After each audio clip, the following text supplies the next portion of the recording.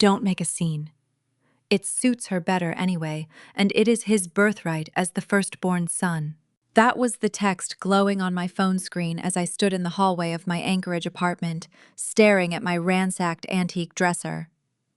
I had just walked through the door after a grueling 14-hour shift as the director of operations for a high-end Alaskan wilderness lodge. My boots were still laced tight, my jacket still carrying the faint scent of aviation fuel and damp cedar. But the exhaustion in my bones evaporated the second I saw my bedroom door pushed ajar. The bottom drawer of my oak dresser was yanked off its tracks, tilted downward. My folded winter wool sweaters had been shoved aside carelessly. In the center of the cedar lining, a small circular indentation remained. The midnight blue velvet box holding my grandmother Abigail's ring had vanished. My own mother Patricia had let herself into my home, walked into my bedroom, and stolen my inheritance to hand it to my 32-year-old brother Kyle. Before I tell you how a signed corporate contract and a jeweler with a microphone brought my golden child brother to his knees in front of 150 wealthy guests, tell me in the comments how old you are and where you are watching from tonight. I read every single one. And if you have ever had to build a fortress to protect yourself from the people who share your blood, hit subscribe to Intimately Told Stories because you already know the heavy ache in my chest right now. I am Stacy Kavanaugh, 30 years old. My personal history is a long documented ledger of involuntary donations. My family always operated under a singular, unspoken law. What belonged to me was merely communal inventory, resting in my possession only until my older brother required it. For 3 decades, my time, my savings, and my boundaries were harvested to pave Kyle's gilded road. My phone vibrated in my palm, stinging my cold fingers. Patricia was typing another rapid-fire justification before I could even process the first. Kyle is proposing to Lauren tonight. He needs it. We are keeping the family legacy with the men. Be an adult about this. 10 years ago, the Stacy standing in this violated room would have collapsed. I would have dialed Patricia's number, my breathing ragged, pleading for the return of the only meaningful item my grandmother ever left me. I would have triggered the exact screaming match my mother thrived on, allowing her to twist the narrative, label me bitter, and play the long-suffering matriarch dealing with a jealous daughter. But that fragile girl ceased to exist a long time ago. I stared at the vacant drawer. I did not hurl my bag across the room. I did not scream into the empty apartment. Instead, a quiet, surgical calm settled over my shoulders.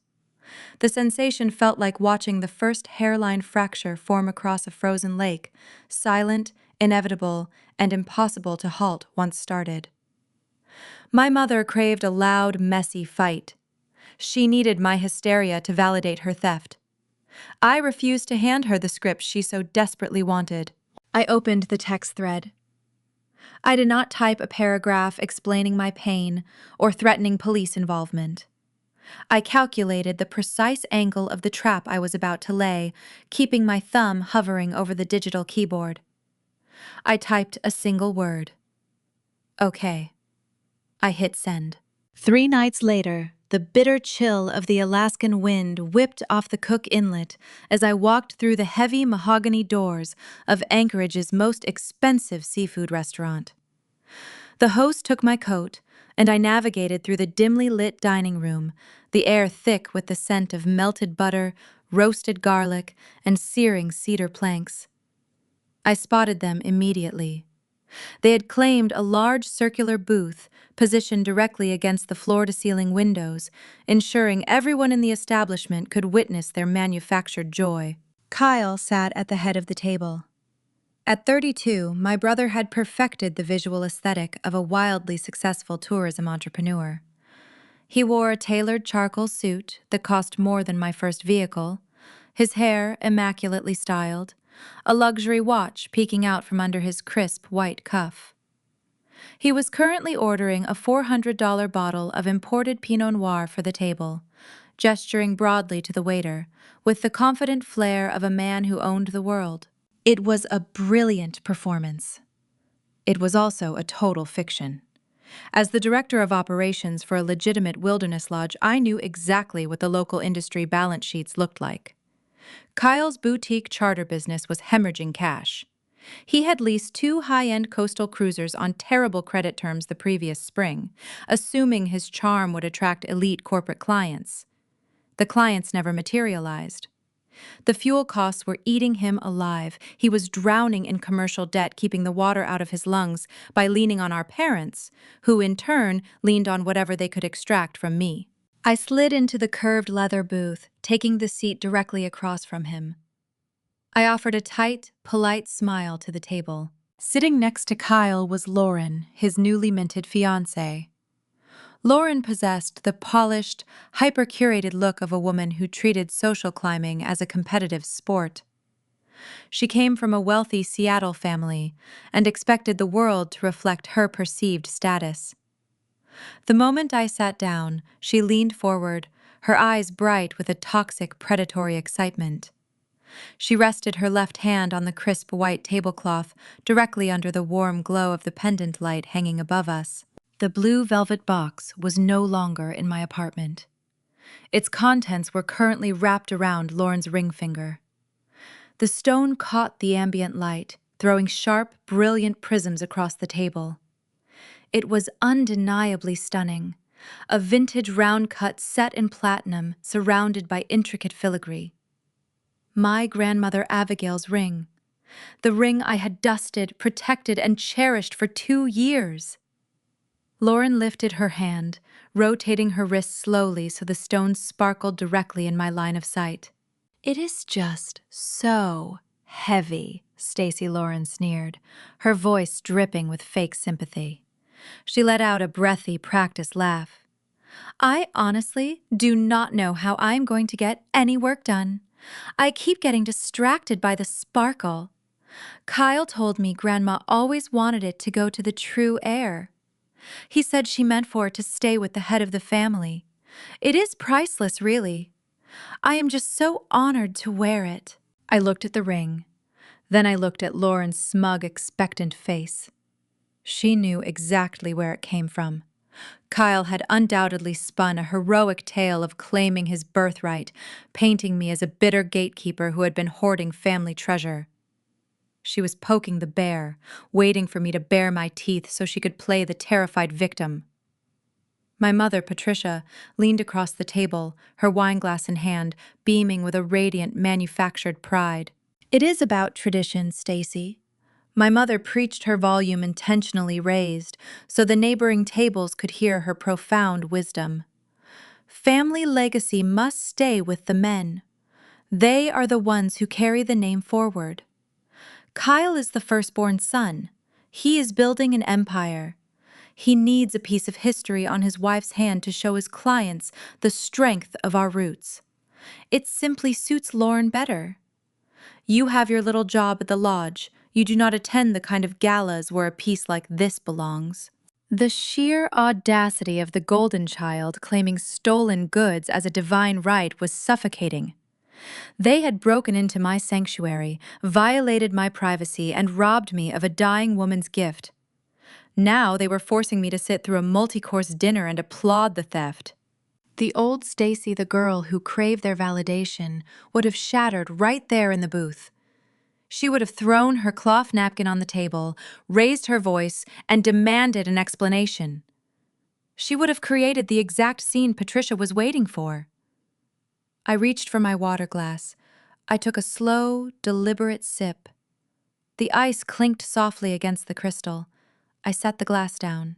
"It is a very striking piece, Lauren," I said, my voice level and pleasant, echoing the exact tone I used when dealing with difficult lodge guests. "Congratulations to you both." I picked up my fork and knife and smoothly cut into the seared halibut the waiter had just placed in front of me.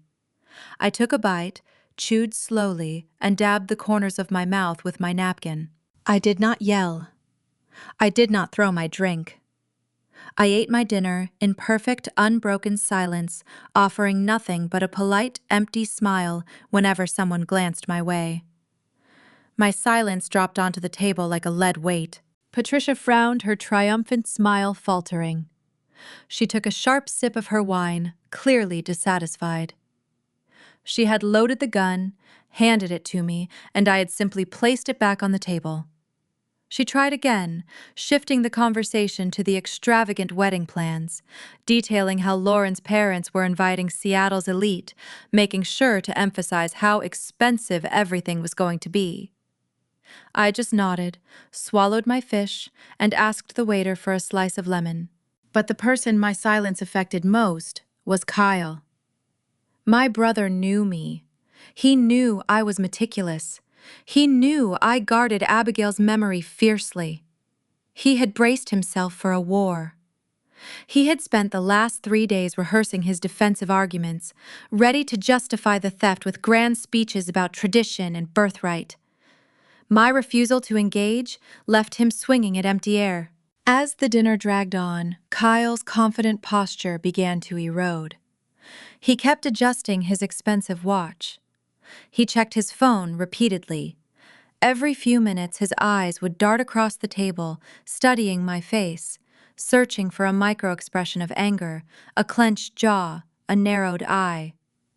He was waiting for the explosion that would allow him to paint me as the jealous spinster sister. He needed me to attack him so he could feel justified in his crime. I gave him nothing. I asked Lauren about her floral arrangements. I complimented Patricia's new blouse. I played the role of the supportive, docile sister so flawlessly that it became terrifying. When you fight a bully with noise, you give them a target. When you fight them with silence, you force them to fight their own paranoia. Kyle ordered another glass of the $400 wine, his hand trembling just a fraction as he handed the menu back to the server. He looked at the ring on Lauren's finger, then looked back at me, his brow furrowed in deep, unshakable confusion. He was starting to realize that my compliance did not feel like a surrender. It felt like an ambush. I sat back against the leather booth, watching them laugh and toast to their fabricated future. They thought they had won. They thought they had successfully put me in my place, securing the family treasure for the golden child. I just watched them, carefully letting them hang themselves with their own arrogant rope.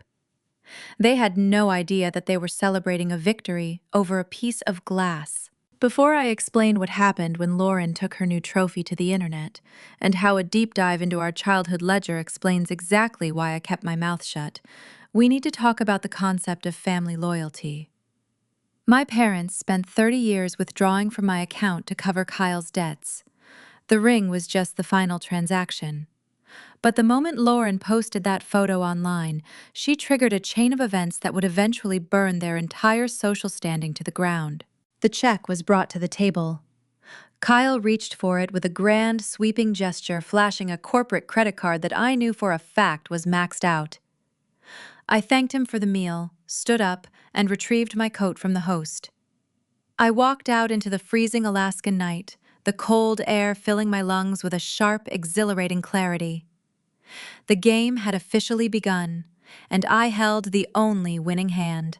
Before I tell you what Lauren posted online to her curated list of followers, let me know in the comments if you have ever been the designated ATM for your own family. Drop a comment if you know the exact weight of watching your own sweat turned into someone else's luxury. To truly understand the dynamic playing out across that seafood restaurant table, you need to see the ledger.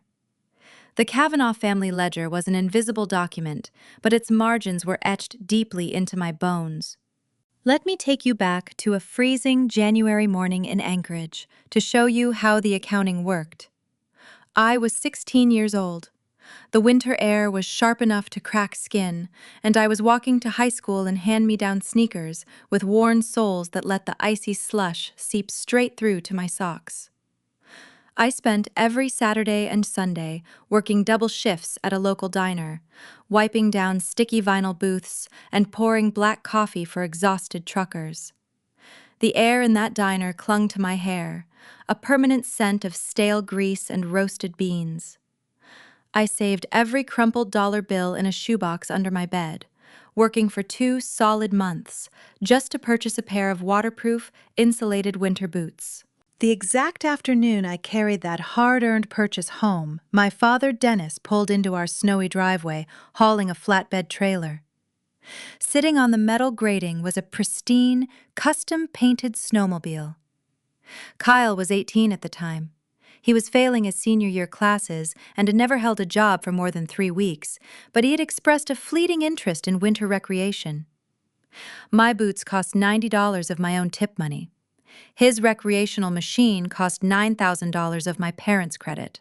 When I stood in the hallway holding my modest shopping bag and asked why I had to fund my own basic necessities, while Kyle received an expensive vehicle my mother did not even look up from her lifestyle magazine.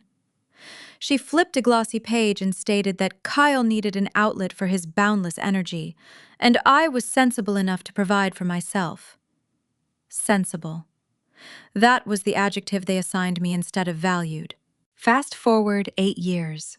I was 24, working entry-level logistics for the Wilderness Lodge, scraping together a savings account, dollar by agonizing dollar. Kyle had decided he was going to dominate the local fishing charter industry.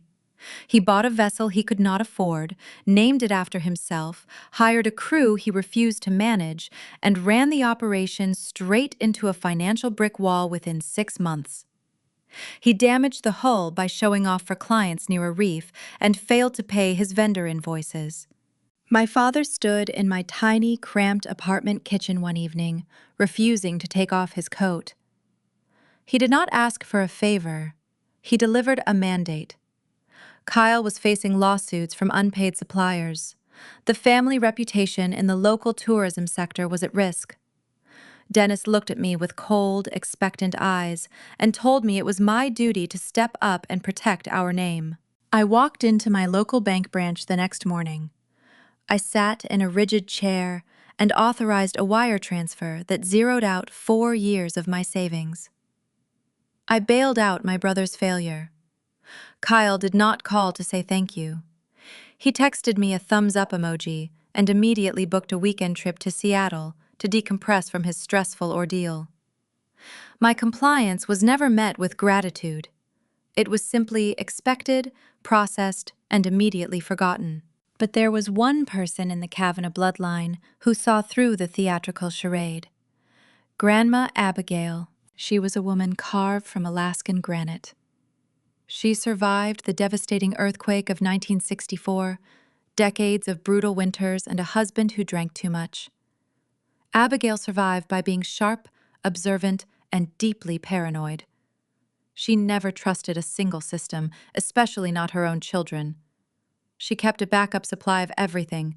She hid extra cords of firewood under heavy tarps stacked, emergency canned goods in a reinforced root cellar, and as I would soon discover, she maintained brilliant backup plans for her valuables.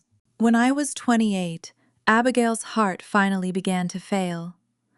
I spent every night sitting beside her hospice bed, listening to the steady, rhythmic hum of the oxygen machine, adjusting her thin blankets and feeding her ice chips. Patricia and Dennis only visited when there was an audience of nurses around to witness their grand performance of grief. Kyle never visited at all, claiming the clinical environment depressed his creative spirit. On a quiet Tuesday night, just hours before she passed, Abigail reached out with a frail, paper-thin hand and gripped my wrist. Her touch possessed a surprising, desperate strength. She pulled me close to the rails of the bed. With her other hand, she fumbled under her thin pillow and retrieved that small, midnight blue velvet box. She pressed it into my palm, folding my fingers tightly over the fabric. Her breathing was shallow, her voice barely a rasp against the sterile hospital air. "For the only honest one in this house," she whispered. "She did not give the heirloom to Patricia. She did not leave it for the firstborn son. She handed her legacy directly to the designated workhorse." Abigail knew exactly what my parents were capable of, and she knew I was the only person who would not squander her memory to buy the approval of strangers. For 2 years, I kept that box safe inside my dresser. It represented the only piece of genuine affection I had ever received from my family tree. And my mother walked into my bedroom, violated my privacy, and stole it because Kyle needed a prop for his latest theatrical production. My parents spent my entire life teaching me a very specific lesson. They taught me that my worth was defined entirely by what I could endure for my brother's benefit. If I stayed quiet, paid the debts, and absorbed the neglect, I was permitted to remain in their good graces. They called it love. But sitting across from Lauren and Kyle at that upscale seafood restaurant, watching the stone catch the ambient lighting, the truth crystallized in my mind. The moment Patricia crossed the threshold of my apartment to steal from a dead woman to fund Kyle's fake millionaire facade, the entire family system fractured beyond repair. They did not want my love. They wanted my blind submission. I realized that night I was fresh out of submission. I had paid my final invoice to the Kavanaugh family. The theft of the ring was not just a crime, it was a liberation. It severed the last lingering thread of guilt that tied me to their endless expectations. I finished my halibut, paid my respects, and walked out into the freezing inlet wind. I knew they thought the game was over. They thought they had secured their prize and put me back in my sensible, quiet box. They had no idea that the real game had not even started. Because Lauren, high on her own perceived triumph and desperate to prove her elite status to her wealthy Seattle friends, could not keep her victory private, she needed an audience. She needed to gloat. And in her rush to flaunt her stolen trophy, she handed me the exact weapon I needed to destroy Kyle's fake empire. By Sunday morning, she took our quiet family conflict out of the shadows and dragged it into the blinding, unforgiving light of the internet. Sunday morning arrived with a heavy frost clinging to the window panes of my apartment. I stood in my kitchen watching the coffee brew, enjoying the rare silence that accompanied my one day off from the wilderness lodge. That quiet shattered exactly at 8 in the morning. My phone rested on the granite counter and began to vibrate. It did not just buzz once or twice. It danced across the smooth stone surface in a relentless, continuous rhythm. I picked up the device, feeling a sudden drop in my stomach. The lock screen was overflowing with notifications from social media platforms, text messages from mutual colleagues, and missed calls from friends in the local tourism industry. Anchorage covers a vast geographic area, but the professional circles here operate like a tiny, gossiping village. News travels faster than a bush plane. I unlocked the screen and opened the primary application causing the surge. Lauren had decided to escalate our quiet family dynamic into a highly public arena. She had posted a high-resolution photograph on her profile, tagging my personal account directly to ensure maximal visibility. I stared at the glowing image. It was a masterclass in curated boasting. Lauren's left hand was perfectly positioned over a crystal champagne flute, her nails freshly manicured, in a pale pink shade. Resting squarely on her ring finger was the unmistakable platinum band, and the sparkling stone that had sat inside my dresser just a few days prior. The background featured the upscale restaurant where we had endured dinner, blurred just enough to maintain focus on the stolen property. The caption beneath the photo was a breathtaking piece of psychological warfare. I read the words carefully, letting the sheer audacity wash over me. So blessed to marry into the Kavanaugh family. Thank you to my amazing sister-in-law Stacy for selflessly giving up this priceless heirloom so it could stay with the true heir where it belongs. Lauren was not merely an aspiring bride. She was a woman who treated social standing as a competitive sport, cultivating a flawless digital persona for her wealthy Pacific Northwest peers. By framing the theft as a generous gift, she had constructed an inescapable ambush. She wrapped a crime in toxic positivity and presented it to the world for applause.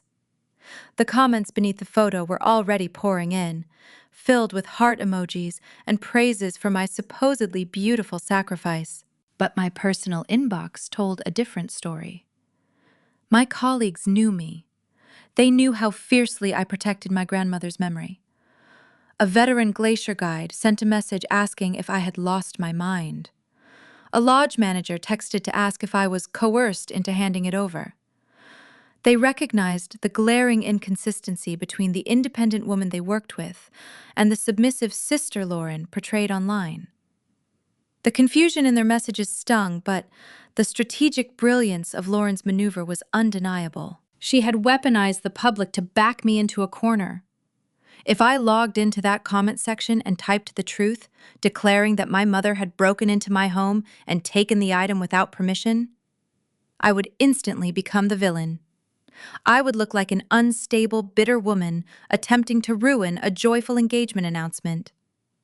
The internet thrives on destroying women who step out of the supportive sister role. However, if I remained silent, my lack of objection would officially legitimize the narrative. My silence would become consent, transforming a home invasion into a willing transfer of assets. My mother and Kyle were undoubtedly watching their screens, holding their breath, waiting for me to detonate. They wanted me to lash out. A public meltdown would give Patricia the ultimate ammunition to call her friends, sigh heavily, and lament how difficult I had become. I placed my coffee mug in the sink. I did not shed a tear. I did not let my hands shake. I tapped the screen and opened a secure folder on my cloud drive. Instead of engaging in a digital screaming match, I began to document. I took a screenshot of the original post, ensuring the timestamp and my tagged username were clearly visible.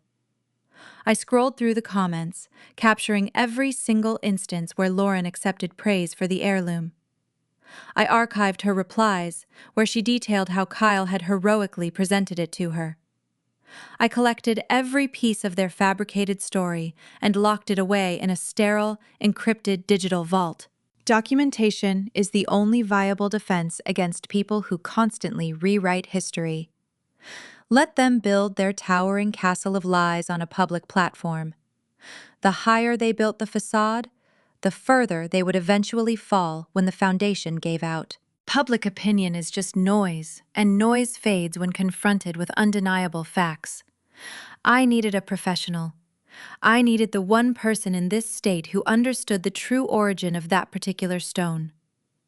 I closed the social media application and scrolled through my contacts until I found the name I was looking for. Mr. Adler.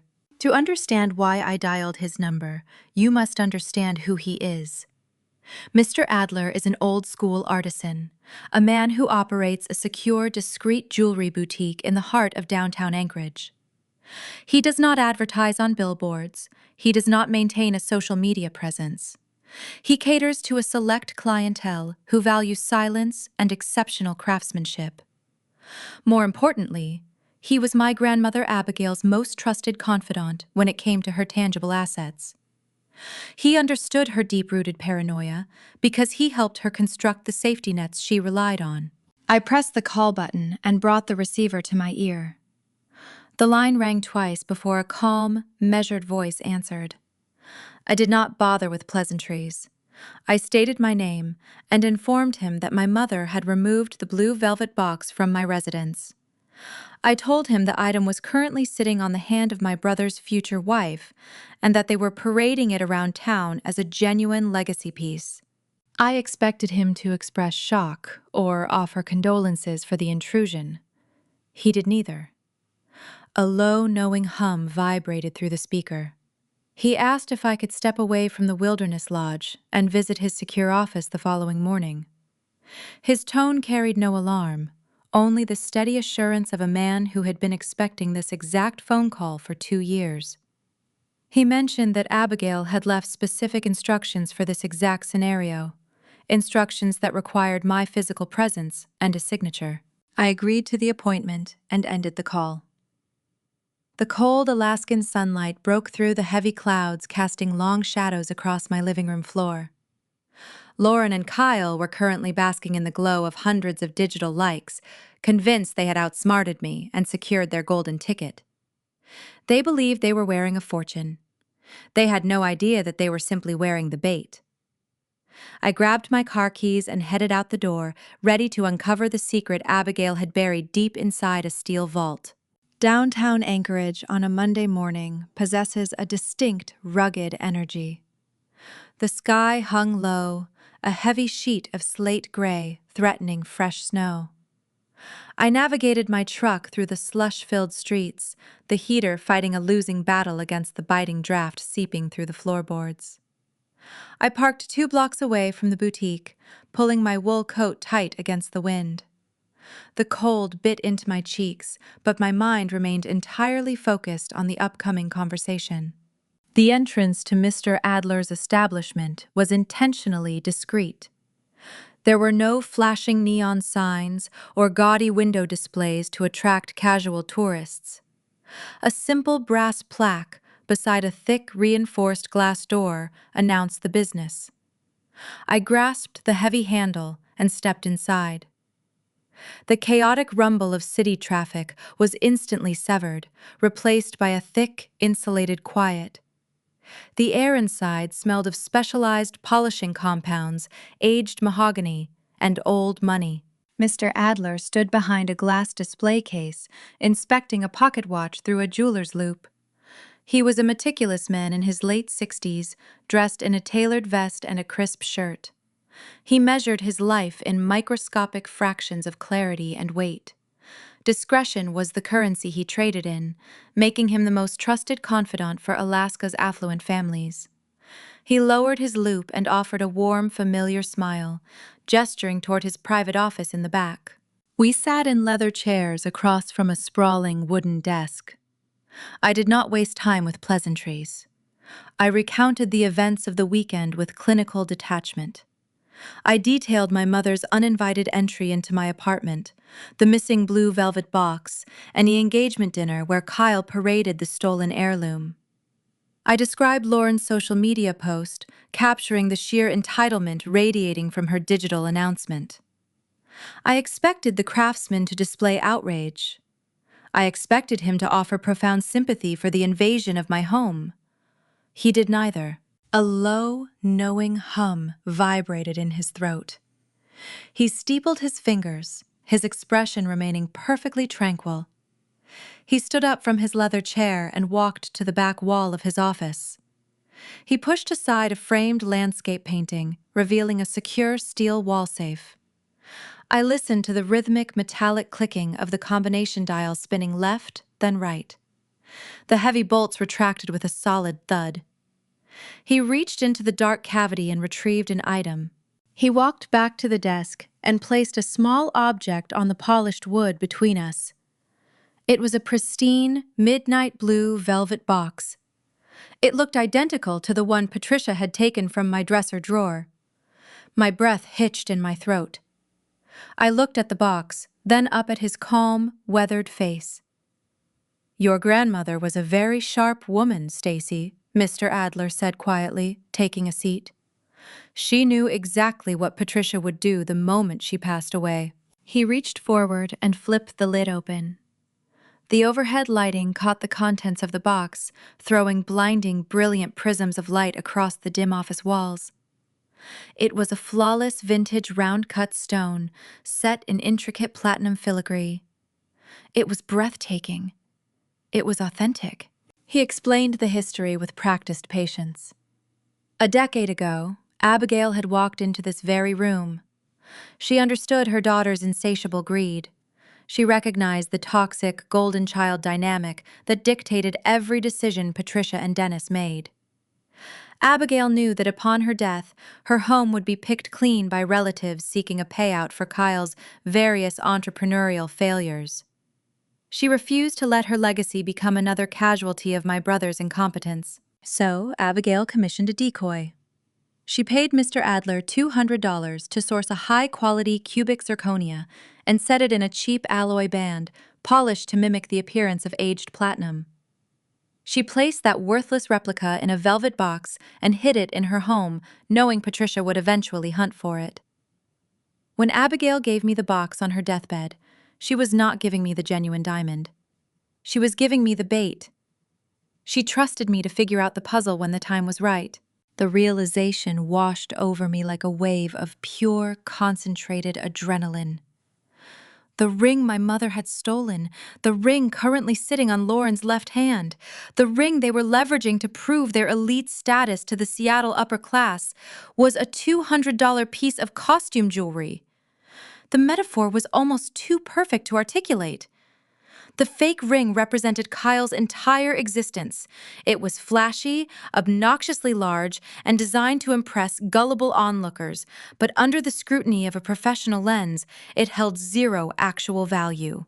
Mr. Adler reached into his jacket pocket and retrieved a thick, sealed manila envelope. He slid it across the desk until it rested next to the sparkling diamond. He informed me that the envelope contained Abigail's true, legally notarized estate inventory. It was the official, unalterable record of every asset she owned at the time of her death, including the authentic diamond and the deed instructions for her highly coveted lakeside cabin. My fingers brushed the rough paper of the envelope. For one dangerous, intoxicating moment, the urge to strike back consumed me. I wanted to pull my phone from my pocket and dial my mother's number. I wanted to hear her voice and calmly inform her that she had committed a felony for a piece of glass. I wanted to type a public comment on Lauren's glamorous internet post exposing the cheap nature of her prized possession to all her wealthy friends. The desire for immediate, loud retaliation burned in my chest, but discipline prevailed. I pulled my hand back and let out a long, steady breath. I remembered the core lesson I had learned while navigating the chaotic demands of my family. A loud victory is temporary. A screaming match offers fleeting satisfaction, but gives the opponent an opportunity to regroup and play the victim. A silent, structural victory is permanent. If I revealed the secret now, Patricia would simply invent a lie to cover her tracks. I needed to let them build their entire future on a foundation of fake glass. I needed to let the stakes rise until they were standing at the edge of a cliff they built themselves. I looked at Mr. Adler and offered a genuine, profound smile. I closed the lid of the velvet box, plunging the brilliant diamond back into darkness. I pushed the box across the desk. "Keep it in the vault," I requested smoothly. "The authentic stone stays here until the dust settles." I picked up the sealed envelope, feeling the heavy weight of legal truth in my hands, and tucked it safely inside my coat pocket. I thanked the craftsman for his unwavering loyalty to my grandmother and walked out of the quiet boutique. Stepping back onto the freezing pavement of the Anchorage street, I felt invincible. The snare was no longer just set. It was armed and waiting for the prey to step onto the trigger. I unlocked my truck and climbed into the driver's seat, ready to return to my logistical duties at the Wilderness Lodge. But before I could turn the ignition key, my phone rang, shattering the peaceful silence of the cab. The caller ID displayed Patricia's name. She was not calling to apologize for her home invasion. She was calling to issue a staggering, delusional financial demand regarding the upcoming wedding rehearsal, pushing her luck deeper into the territory of undeniable ruin.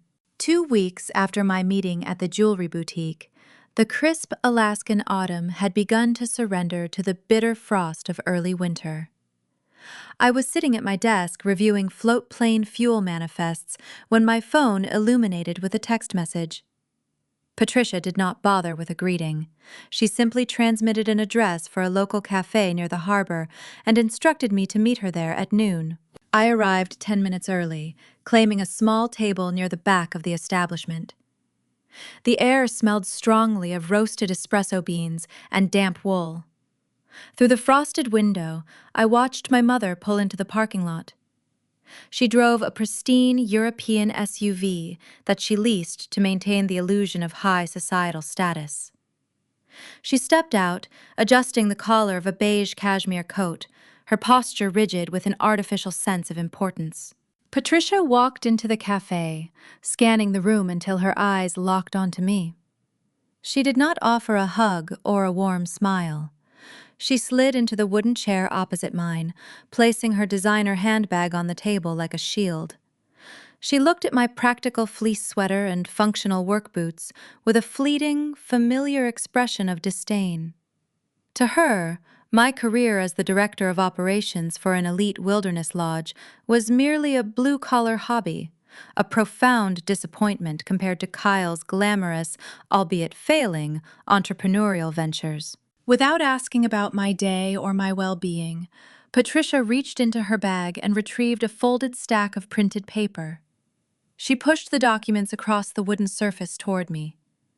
"Lauren's family is flying in from Seattle next week," my mother announced, her tone sharp and hurried.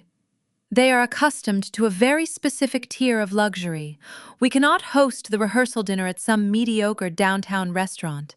It reflects poorly on our standing. We need to utilize your company's lodge." I looked down at the printed list. It was a staggering logistical nightmare. Patricia was demanding exclusive access to our Glacier View dining room for 50 guests. The menu requirements included wild-caught king crab, imported Wagyu beef, and an open bar featuring top-shelf liquor. Operating a luxury facility deep in the Alaskan bush requires monumental overhead. Every single bottle of wine and fresh ingredient has to be flown in via private charter planes. Generators burn expensive fuel around the clock to keep the facility warm and illuminated. The retail market value for the event she outlined hovered around $35,000. I kept my hands folded, resting on the edge of the table. I maintained a calm, clinical expression. I asked her how she intended to finance a private event of that magnitude. Patricia scoffed, rolling her eyes as if I had just asked a remarkably foolish question. She leaned forward, lowering her voice, dripping with toxic condescension. "You are going to cover the catering and the venue fee, Stacy Pro," she stated smoothly, as if delivering a royal decree. "Consider it your wedding gift to your brother. You saved an incredible amount of money by not having to contribute to his engagement ring, so it is only fair that you step up and handle this expense." The sheer audacity of her twisted logic hung in the air between us. She was demanding I finance a luxury event as a direct penalty for being the victim of her own home invasion. She genuinely believed that because I had remained silent about the theft of my grandmother's heirloom, I was weak enough to be extorted for tens of thousands of dollars. I studied the frantic energy hiding just beneath her manicured exterior. She was terrified. Lauren's parents were genuinely wealthy, and Patricia was drowning in debt trying to match their spending habits. Kyle's business was cratering, and the entire family was playing a high-stakes game of poker with empty pockets. They needed my professional resources to construct a temporary stage for their grand illusion. The old version of me would have felt a crushing wave of guilt. The old Stacy would have calculated how many months of salary it would take to pay off the lodge out of her own pocket, desperate to earn a fleeting scrap of parental approval.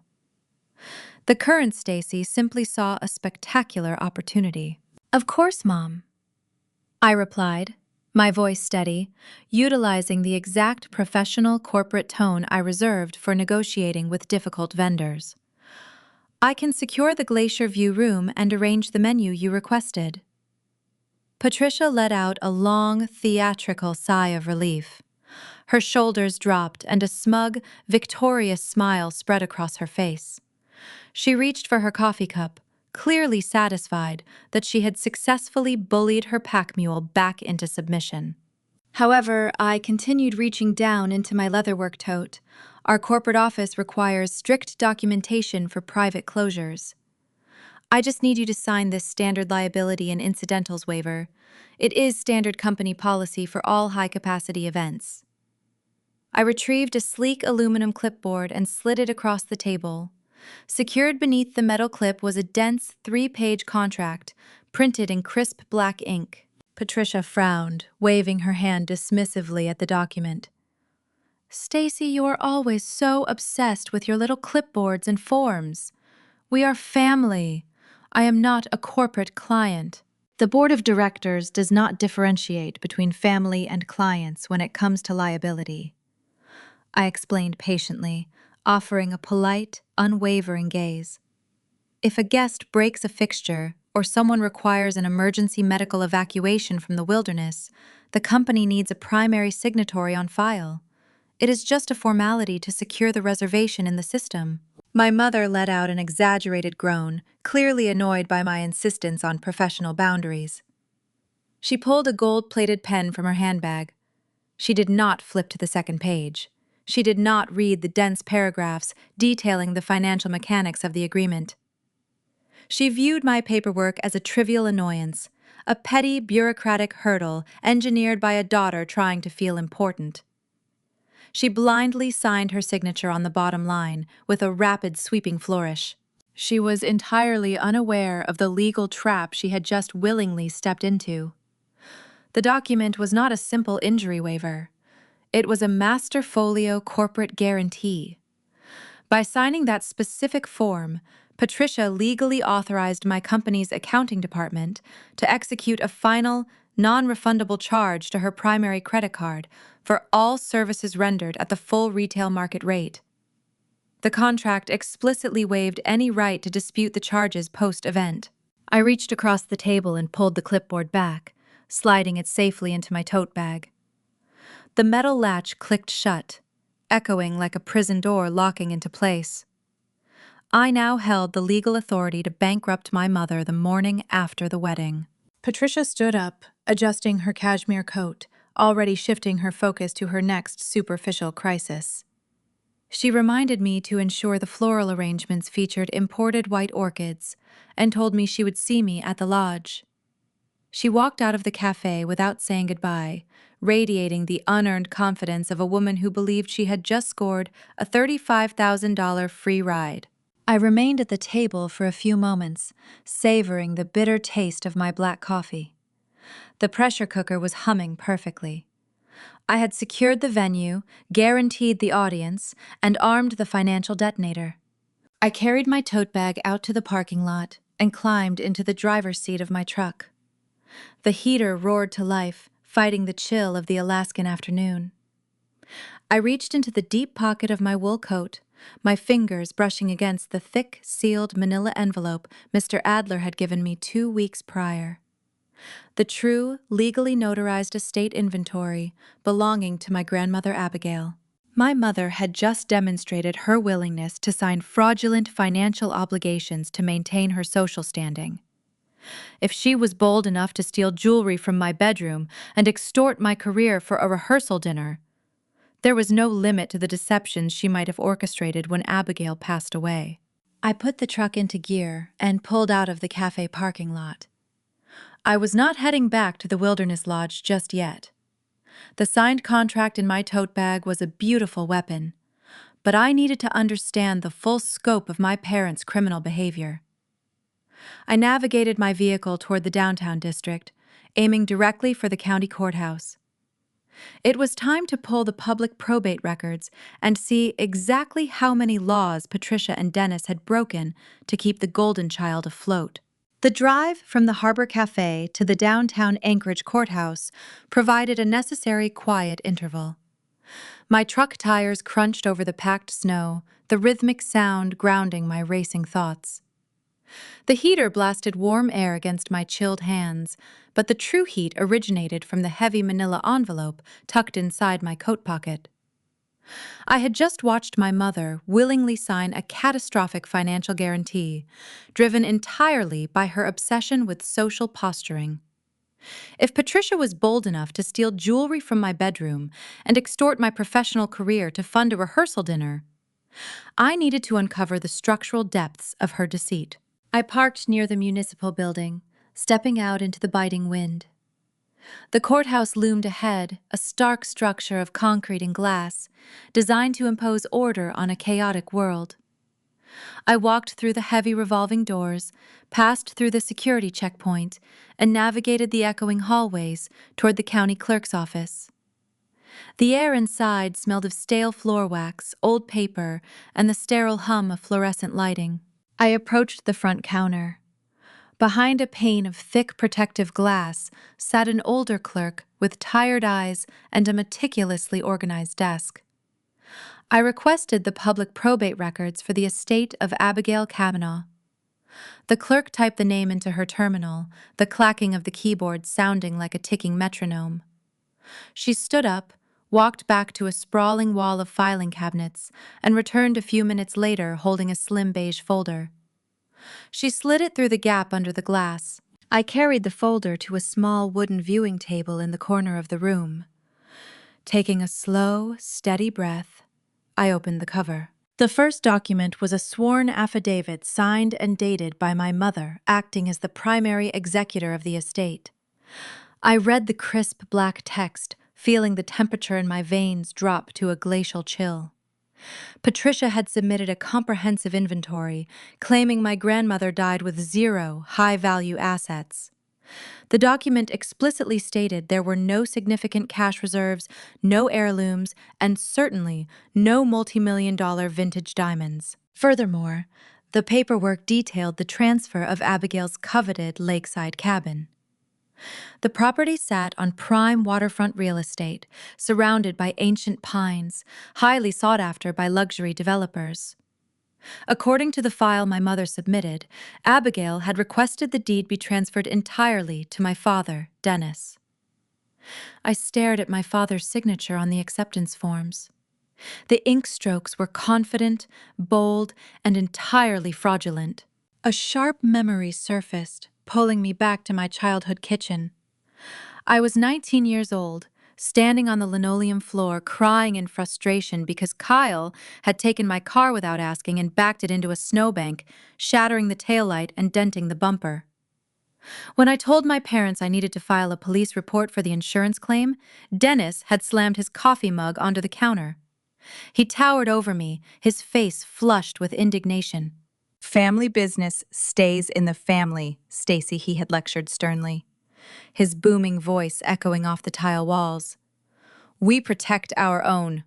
You never involve the law against your own blood. You handle it internally." The hypocrisy staring back at me from the county records was staggering.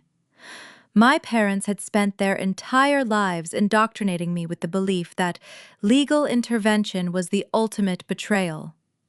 They conditioned me to absorb every financial blow Kyle delivered under the guise of familial loyalty. Yet the moment Abigail passed away, they did not hesitate to involve the state. They willingly walked into a government building, raised their right hands, and committed felony probate fraud to keep her generational wealth under their exclusive control. They were not just toxic, manipulative parents. They were documented criminals.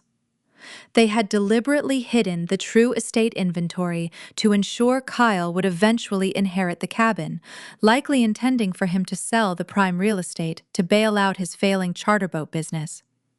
They stole the physical ring from my dresser to maintain the illusion of their wealth, never anticipating that their quiet, obedient daughter held the authentic blueprint to their ruin. I closed the beige folder.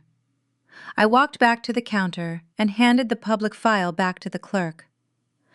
"I need to file an addendum to this estate," I stated, my tone reflecting the clinical detachment of a surgeon preparing an operating theater.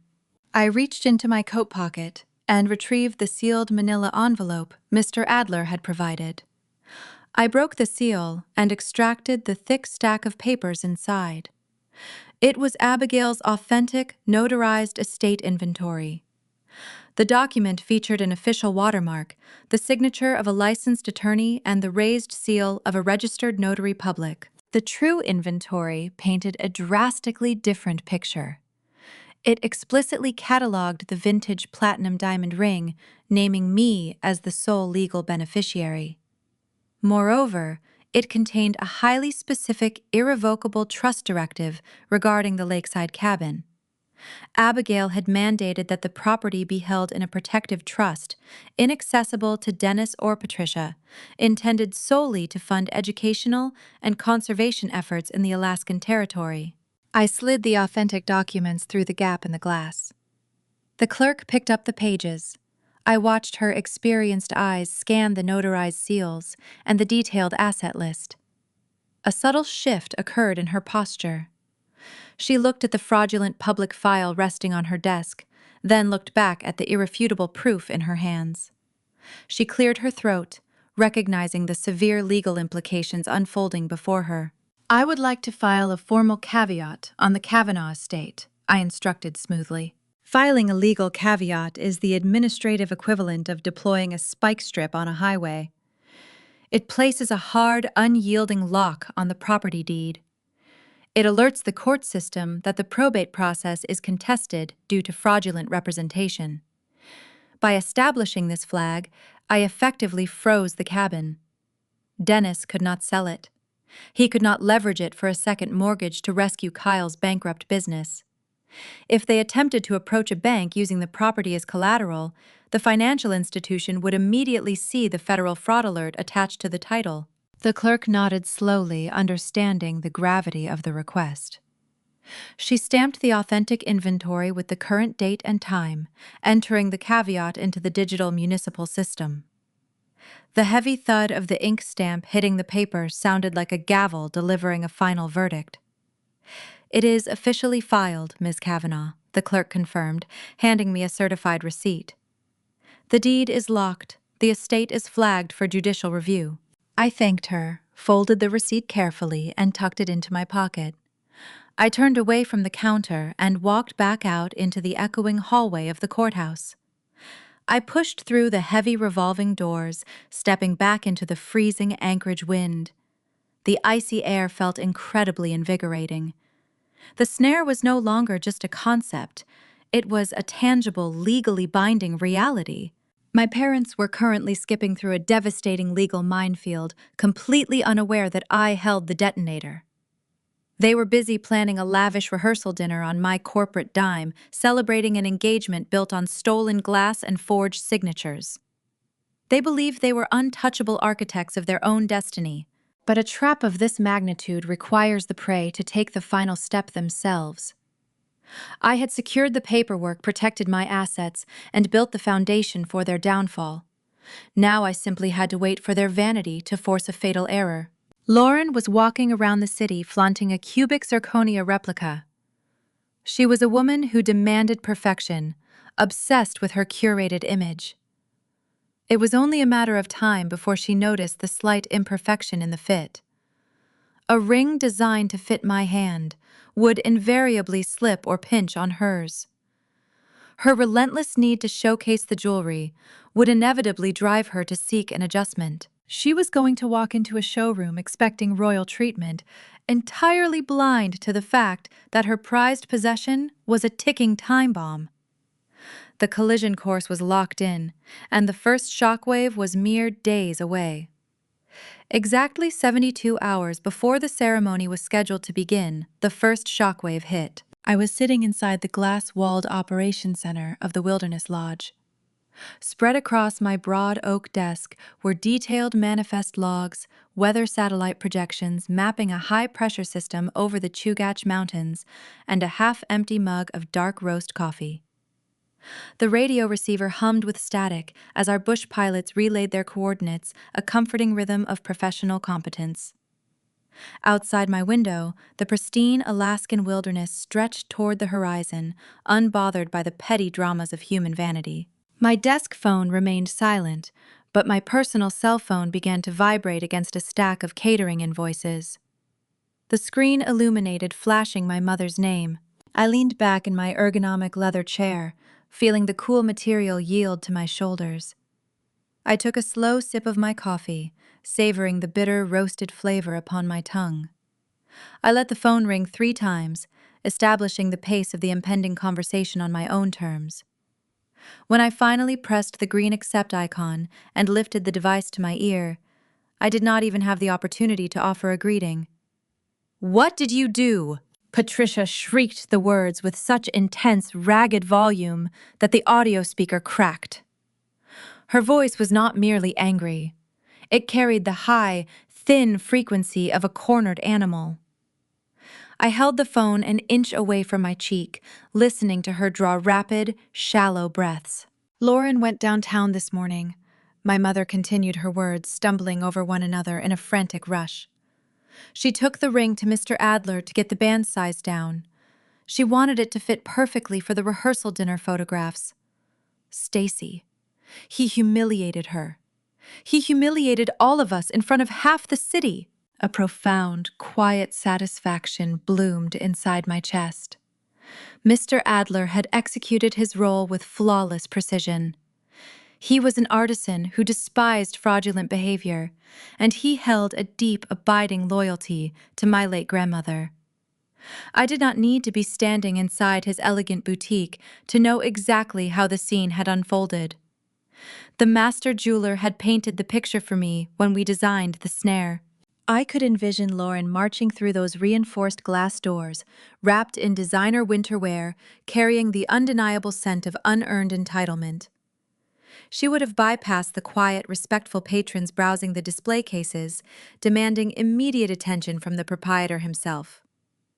She would have placed the blue velvet box onto the velvet viewing mat with a dramatic flourish, expecting the elderly craftsman to gasp in awe at the sheer size of her newfound treasure. But Mr. Adler does not gasp for costume jewelry. He would have picked up the ring, his weathered hands steady and deliberate.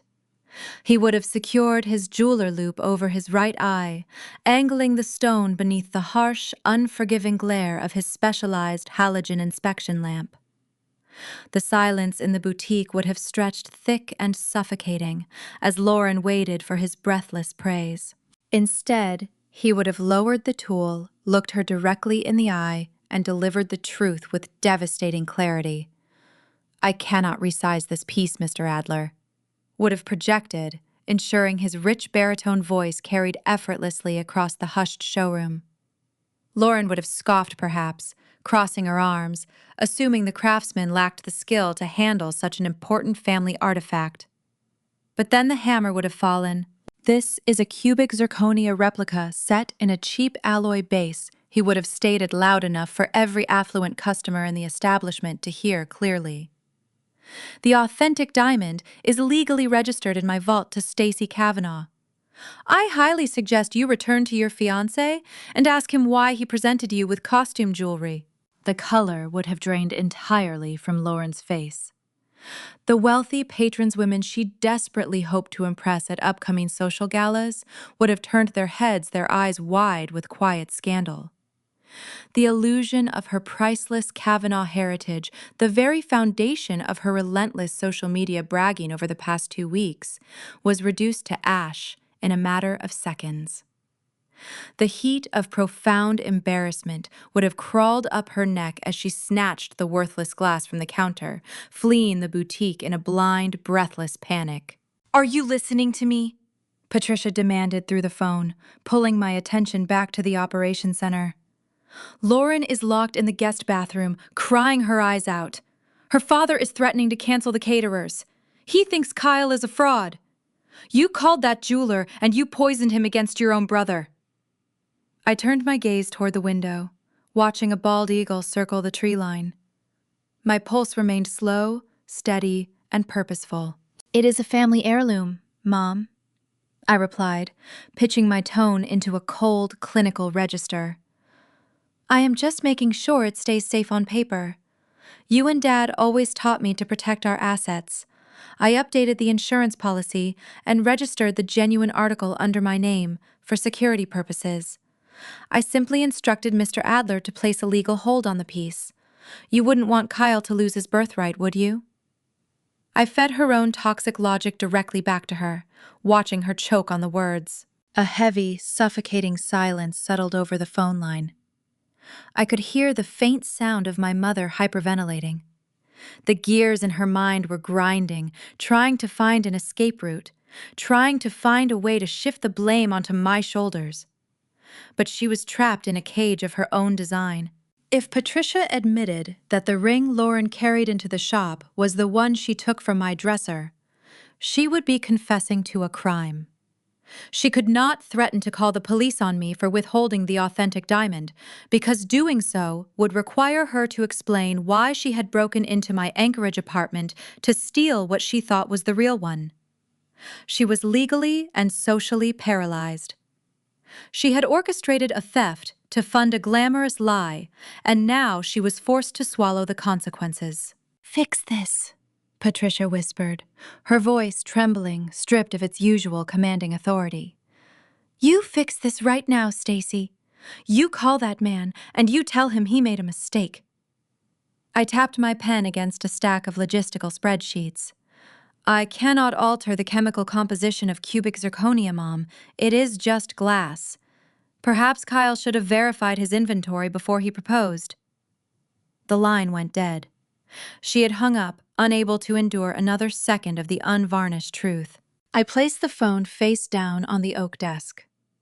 The first explosive charge had detonated, sending fractures through the facade of the Golden Child. The narrative they had carefully constructed was beginning to crumble. Lauren now knew her prized possession was a fake, and her affluent Seattle family was starting to smell the distinct odor of financial ruin clinging to their future son-in-law. But the trap was far from finished. While my mother was busy attempting to perform damage control with a hysterical bride, the true pressure was about to land squarely on the shoulders of the groom. Kyle was not merely a vain man seeking validation. He was a desperate man, drowning in a sea of red ink. The ring was never just a symbol of family legacy for him, it was a lifeline. He needed the appraised value of that diamond to secure the collateral that would keep his failing charter business afloat. By freezing the genuine stone in the vault and exposing the replica, I had not just wounded his pride. I had severed his financial parachute. The silence in my office felt different now. It was no longer the quiet of a routine workday. It was the tense, electric anticipation of an incoming storm. The polite, arrogant facade Kyle wore at the seafood restaurant was gone. He was cornered, his creditors were closing in, and the wealthy family he planned to marry into was demanding answers he did not possess. I looked at the digital clock on my computer monitor. It was only a matter of hours. The golden boy was going to drop his polished exterior and come looking for the one person he always relied upon to clean up his messes. He was going to show up at my door not as a confident entrepreneur, but as a terrified man demanding a bailout. I opened the top drawer of my desk and retrieved the keys to my truck, preparing for the inevitable confrontation. The sun began to dip behind the jagged peaks of the mountains, casting long, dark shadows across the valley. Kyle was coming, and for the first time in my life, I was looking forward to his arrival. The winter sun had completely vanished by 6 o'clock that evening, plunging Anchorage into a deep, freezing darkness. I was in my kitchen, preparing a simple dinner of roasted salmon and quinoa, enjoying the warmth radiating from the oven. The quiet solitude of my apartment was interrupted by 3 sharp, aggressive knocks on my front door. It was not a polite request for entry. It was a demand. I wiped my hands on a dish towel, walked down the short hallway, and checked the peephole. Kyle was standing on my welcome mat. He did not look like the confident, wealthy entrepreneur who had ordered a $400 bottle of wine at the seafood restaurant just a few nights prior. His expensive tailored coat was unbuttoned, his tie was loosened, and his hair, usually styled to perfection, was unkempt. The pristine facade of the Golden Child was officially fracturing under the immense pressure of his own lies. I unlocked the deadbolt and pulled the door open. Kyle did not wait for an invitation. He pushed past me, stepping into my living room, bringing the bitter chill of the Alaskan night inside with him. "Stacy, I need you to call Adler and release the insurance hold on the real diamond, right now." He bypassed any pretense of brotherly affection, launching directly into a frantic demand. He began pacing the length of my hardwood floor, his heavy leather boots thudding rhythmically against the timber. "My guiding business is completely bankrupt," Kyle confessed, his voice tight and rapid, the words spilling out like water from a breached dam. He dragged a hand through his messy hair, his eyes wide with a terrifying realization. "I am defaulting on a $450,000 commercial loan for my charter boats. The bank is initiating the asset seizure protocols on Monday morning. Lauren's dad is demanding to see the official appraisal of the ring. He told me he would personally front the capital to save my fleet, but only if I used the authentic diamond as collateral to secure his investment. I stood near the entryway, folding my arms across my chest, observing the spectacular collapse of a man who had spent his entire life assuming the world owed him a smooth road. Kyle had finally hit a wall he could not charm his way through. For 3 decades, my parents had served as his financial safety net, constantly bailing out his reckless decisions. But Patricia and Dennis were currently drowning in their own sea of debt, unable to rescue him. Now Kyle was attempting to leverage a stolen family heirloom to con his wealthy future father-in-law into saving a doomed enterprise. I needed to ensure he felt entirely confident in his approach before I pulled the floor out from under him. I required a tactical diversion. I allowed my posture to stiffen. I widened my eyes just a fraction, letting my breathing hitch audibly. I manifested a brief, calculated look of genuine panic, acting as though his sudden confession had caught me entirely off guard. Kyle halted his pacing. He saw the hesitation etched across my features, and a smug, victorious smirk instantly materialized on his face. He believed he had found my weakness. He thought he had successfully cornered the sensible, compliant sister. "Release the hold on that stone, Stacy, or I will ruin your reputation in the Anchorage tourism sector," Kyle threatened, stepping closer, his voice dropping into a menacing, arrogant register. "I know every major outfitter in this city. I will tell the entire guiding community that you are actively sabotaging local businesses.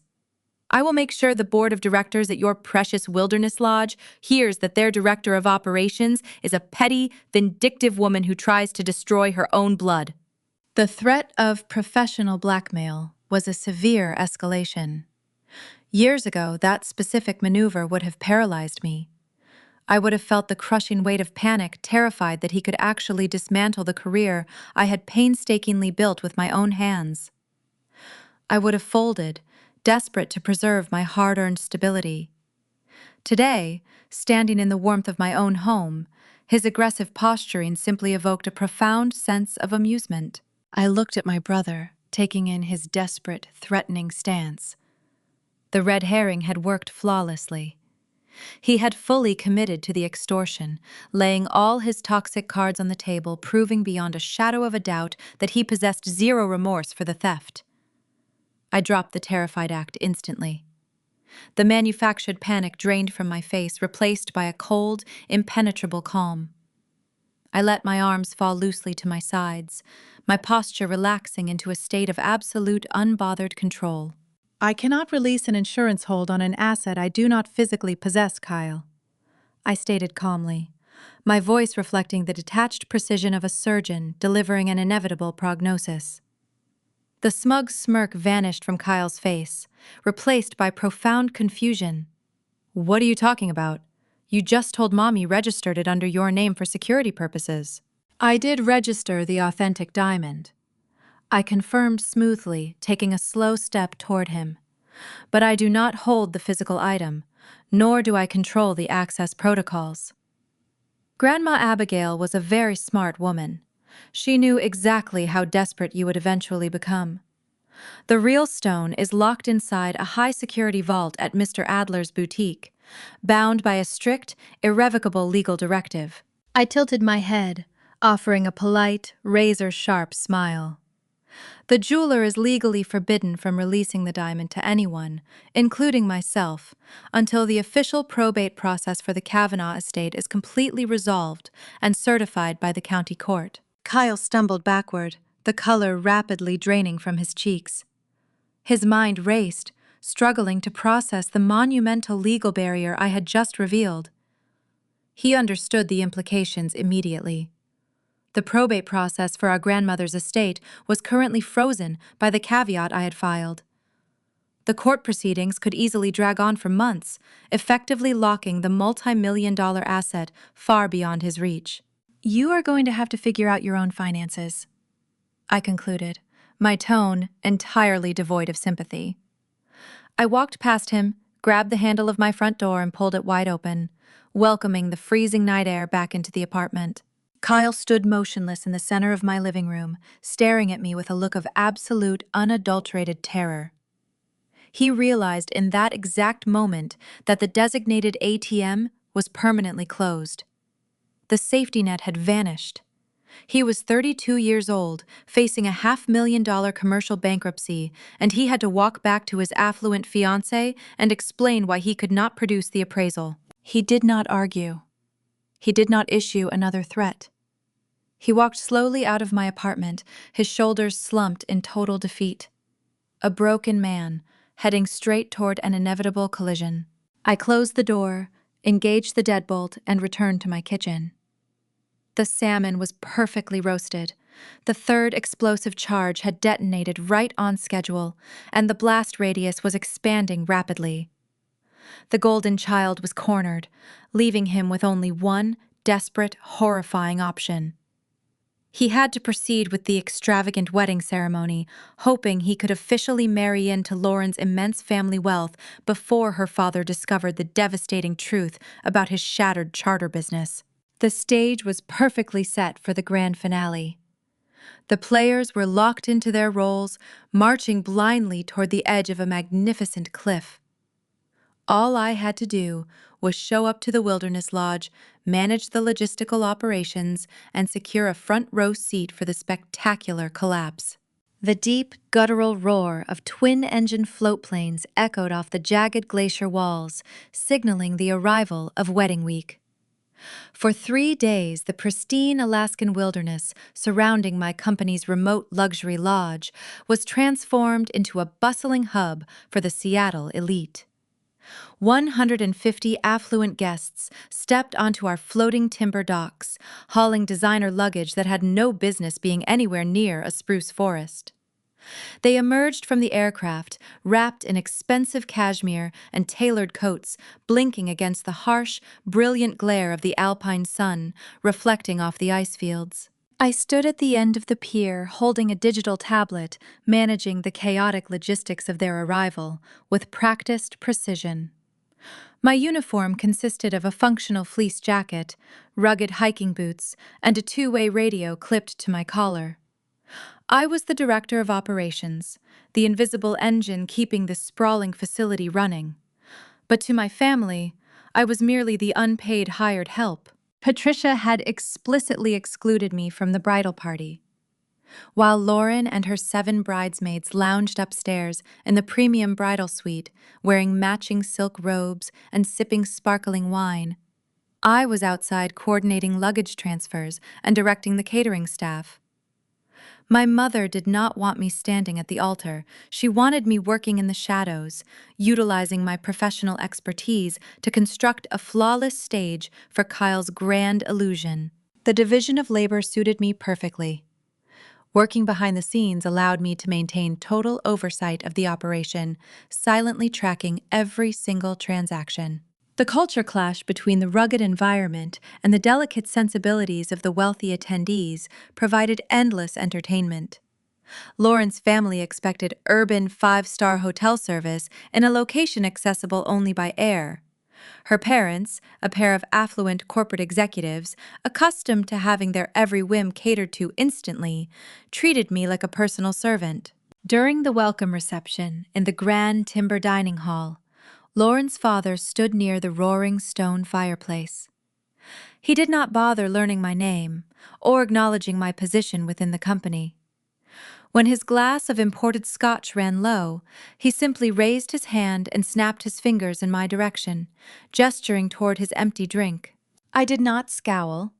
I did not inform him that I was a senior managing partner of the venue. I offered a serene, polite smile, took his empty crystal glass, and signaled the bartender to bring him a fresh pour. I absorbed the disrespect with a terrifying grace, knowing that his arrogant behavior was fueled by a lie my brother had spun.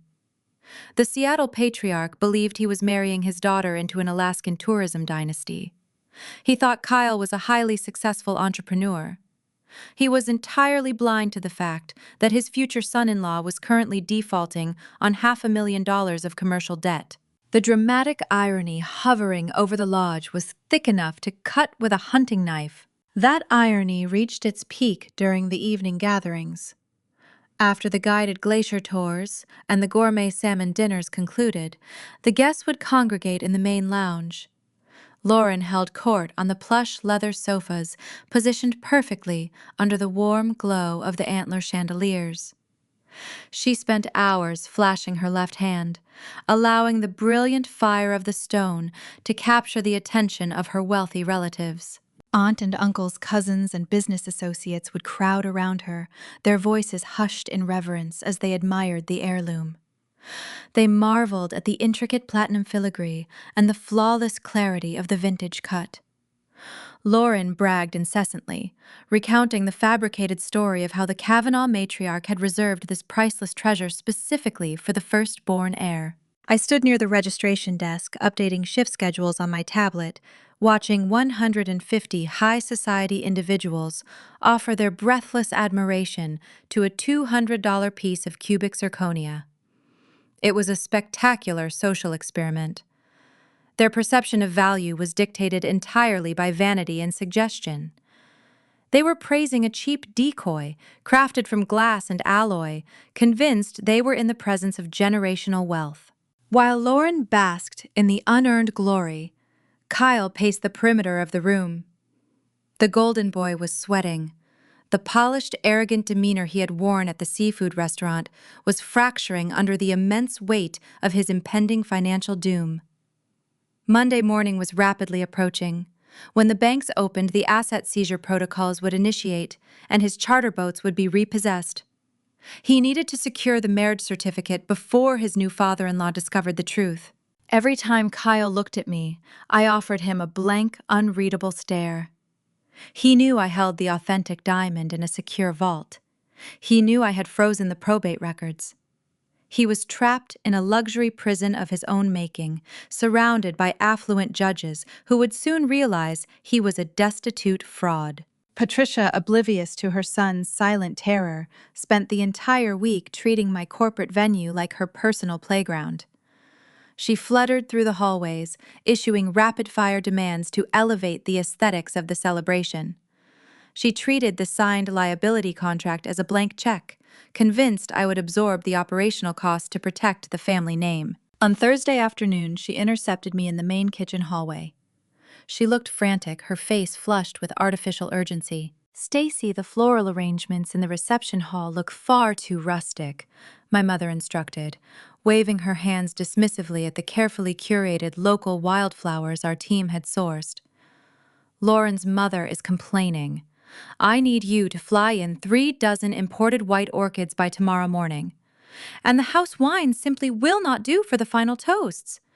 Upgrade the remaining inventory to the vintage French champagne." The logistics required to charter a dedicated float plane for emergency floral delivery were astronomical. The cost of vintage French champagne in this remote territory was staggering. "Of course, Mom," I replied in a soothing professional register. "I will arrange the aircraft charter and update the cellar inventory immediately. We want everything to be flawless for Kyle's big day." Patricia smiled a brief, triumphant expression of a woman who believed she had successfully asserted her dominance over the sensible sister. She turned on her heel and hurried back to the bridal suite, thrilled to deliver the good news to the bride. She did not see me pull the digital stylus from my pocket. She did not watch me open the master billing folio attached to the corporate guarantee she had blindly signed at the coffee shop. I tapped the screen, generating a new line item for the emergency aviation fuel, the pilot overtime fees, and the imported floral costs. I created another line item for 5 cases of top-tier vintage champagne, applying the standard remote delivery markup. The total balance resting on my mother's primary credit card account continued to climb, transforming from a substantial sum into a catastrophic financial burden. I documented every single demand. When Lauren requested an impromptu midnight seafood buffet for her bridesmaids, I added the culinary overtime labor. When Kyle asked the engineering team to string an extra 1,000 feet of custom fairy lights across the outdoor decking, I billed for the generator fuel and the maintenance hours. I tracked every dollar with the cold, unyielding precision of an auditor. By Friday evening, the eve of the ceremony, the lodge was humming with electric anticipation. The imported orchids had arrived and draped elegantly over the dining tables. The premium champagne chilled in silver buckets. The guests retired to their luxury cabins, buzzing with excitement for the upcoming nuptials. I sat alone in the darkened operations center, the glow of my computer monitor illuminating the small room. I reviewed the finalized ledger. The invoice was a sprawling, multi-page document detailing the exorbitant vanity of the Kavanaugh and Seattle families. The final tally was enough to bankrupt my parents twice over. The stage was now perfectly prepared.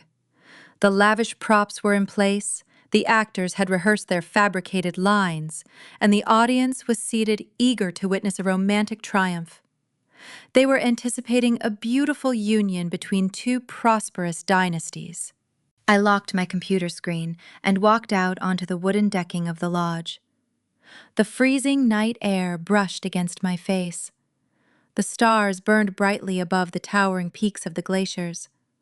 The tension had reached a critical threshold. The pressure cooker was fully sealed, and the heat was rising to an unsustainable degree. Tomorrow, I would surrender my role as the invisible coordinator.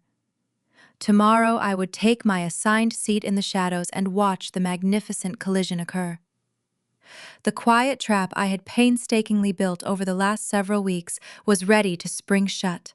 The afternoon air carried the distinct, biting chill that signals the fast approach of an Alaskan winter.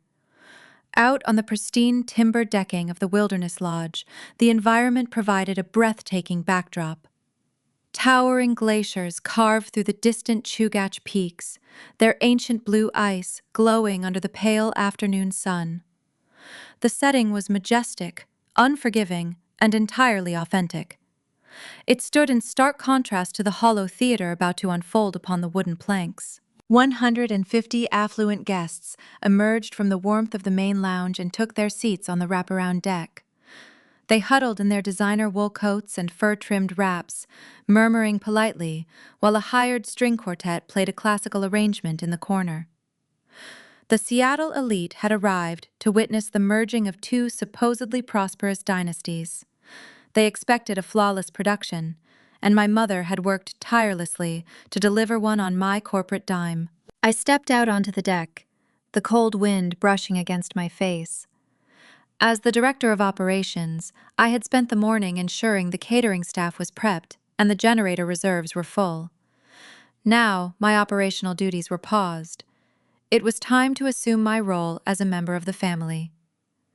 I approached the usher standing at the head of the aisle, retrieving the seating chart. At an American wedding, the seating hierarchy is a highly structured map of social importance.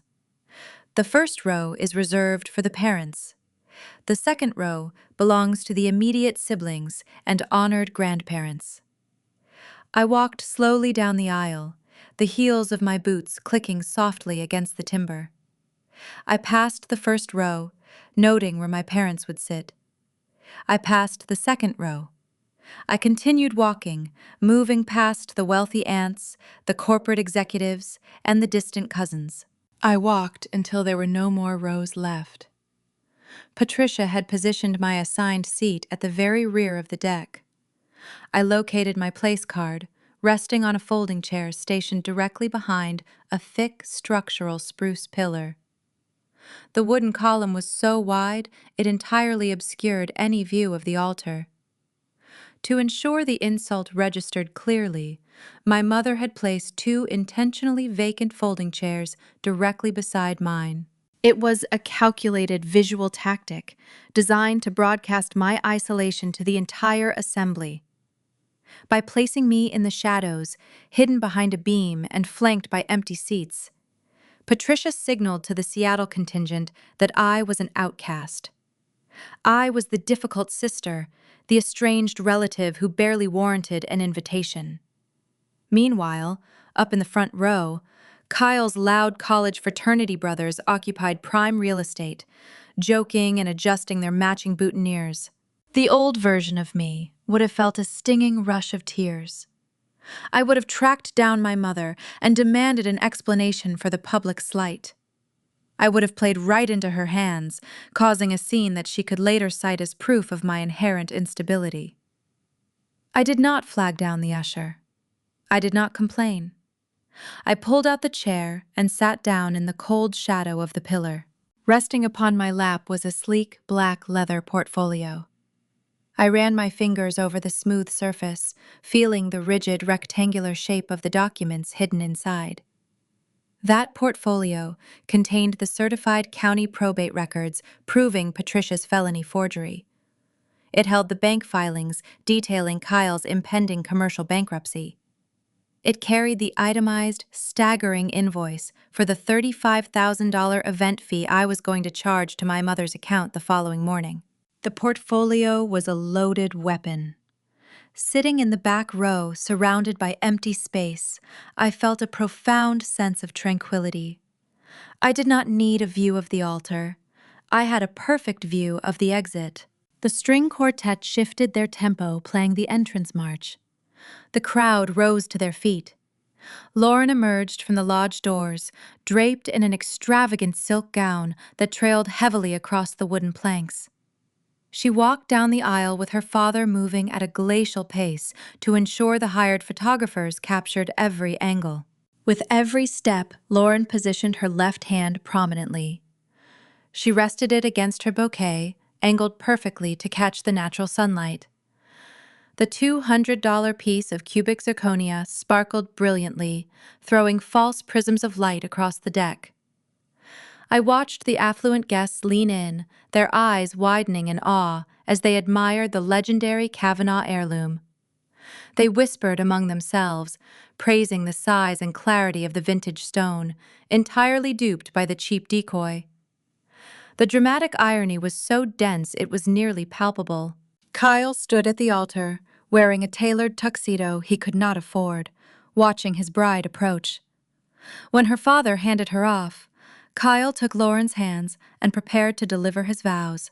His voice echoed through the outdoor speakers, projecting over the serene wilderness. He spoke about authenticity. He talked about building a genuine future grounded in honesty and mutual respect.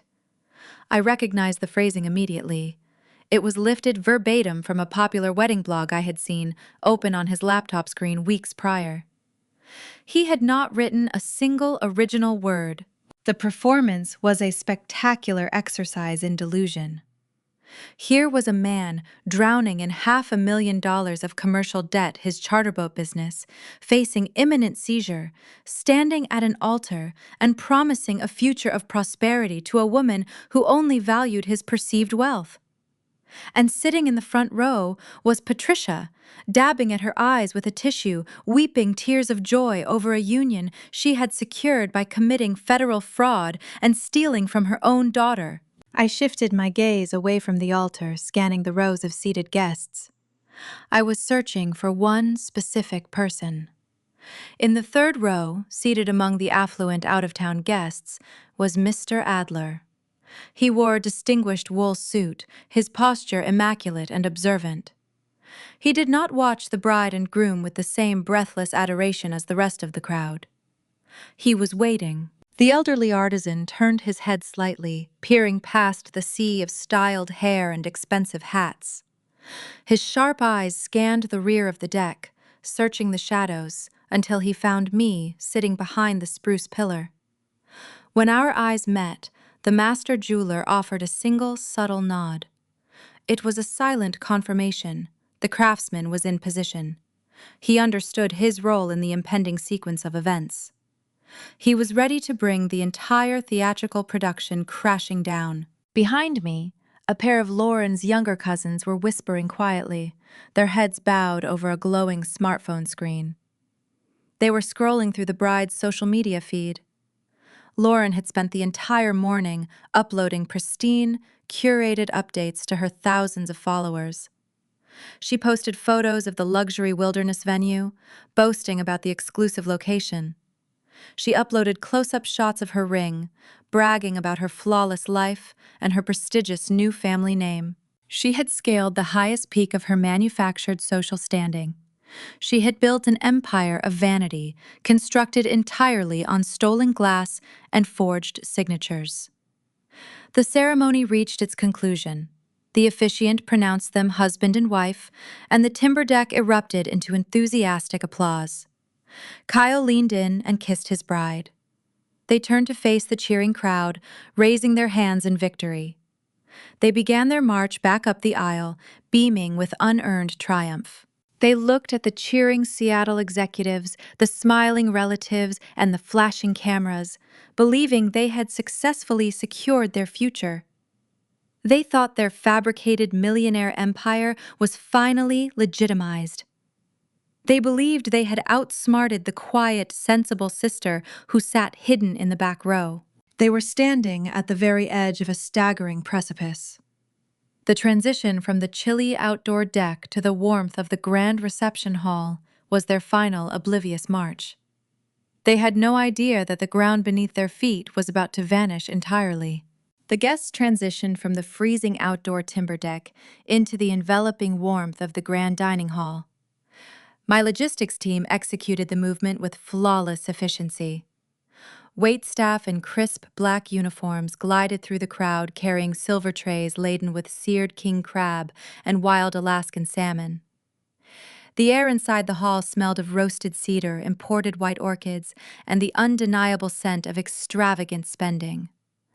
Tall stone fireplaces roared at either end of the room, casting a flickering amber glow across the faces of the Seattle elite. I did not join the primary seating arrangement. Instead, I claimed a small, unadorned chair near the kitchen service doors, a vantage point typically reserved for event coordinators. The shadows shielded me from the celebratory glare. Resting squarely upon my lap was the sleek black leather portfolio. My fingers traced the smooth grain of the material, feeling the firm edges of the documents hidden within. The vintage French champagne my mother had demanded began to flow. I watched the golden liquid fill hundreds of crystal flutes, mentally adding the exorbitant markup to Patricia's mounting corporate invoice. The affluent attendees settled into their chairs, their laughter bouncing off the heavy spruce beams. They were eager to celebrate a union they believed merged two highly prosperous families. They thought they were witnessing the expansion of a tourism empire. In truth, they were sitting inside a beautifully decorated financial crater. The clinking of silverware gradually faded as the self-congratulatory speeches commenced. Lauren's father took the floor first. Mr. Pierce was a commercial real estate mogul who measured human worth strictly by tax brackets and asset portfolios. He stood tall, adjusting his tailored tuxedo jacket, and tapped the microphone to command the room. His booming voice echoed through the high vaulted ceilings. He delivered a toast that sounded less like a paternal blessing and more like a corporate acquisition announcement. He spoke at length about his daughter's refined tastes, detailing the expensive private school she attended and the lavish lifestyle she required. Then he turned his sharp, evaluating gaze toward my brother. "We hold very high standards in our family," Mr. Pierce proclaimed, lifting his crystal flute toward Kyle. When Lauren first told me she was relocating to Anchorage, I had my reservations.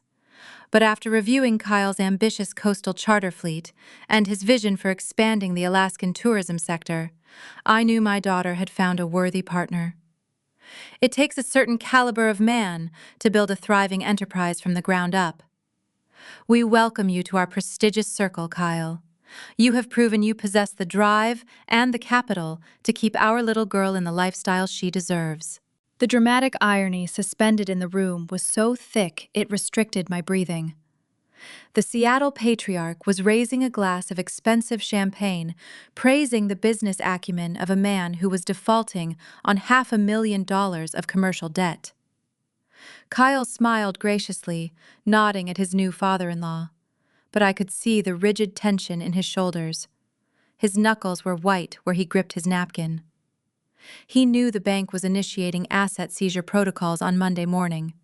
He needed this marriage certificate validated and finalized before Mr. Pierce discovered the thriving charter fleet was essentially repossessed salvage. Then it was the groom's turn to speak. Kyle stood up, taking the microphone from the best man.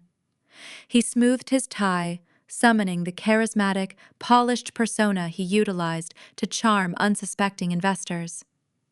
He looked out over the sea of 150 affluent guests, his gaze sweeping past the crystal centerpieces and the imported orchids. He did not look toward the back of the room. He did not look at me. He raised his glass, preparing to weave a magnificent, fabricated narrative designed to cement his status as the rightful heir to the Kavanaugh legacy. "Family is the foundation of everything we build," Kyle began, his voice smooth and practiced, projecting a deep, artificial sincerity. He paused, allowing the silence to stretch for dramatic effect. "When Grandma Abigail was on her deathbed, she asked for a private moment with me. She pulled me aside, holding my hand, and she shared a secret.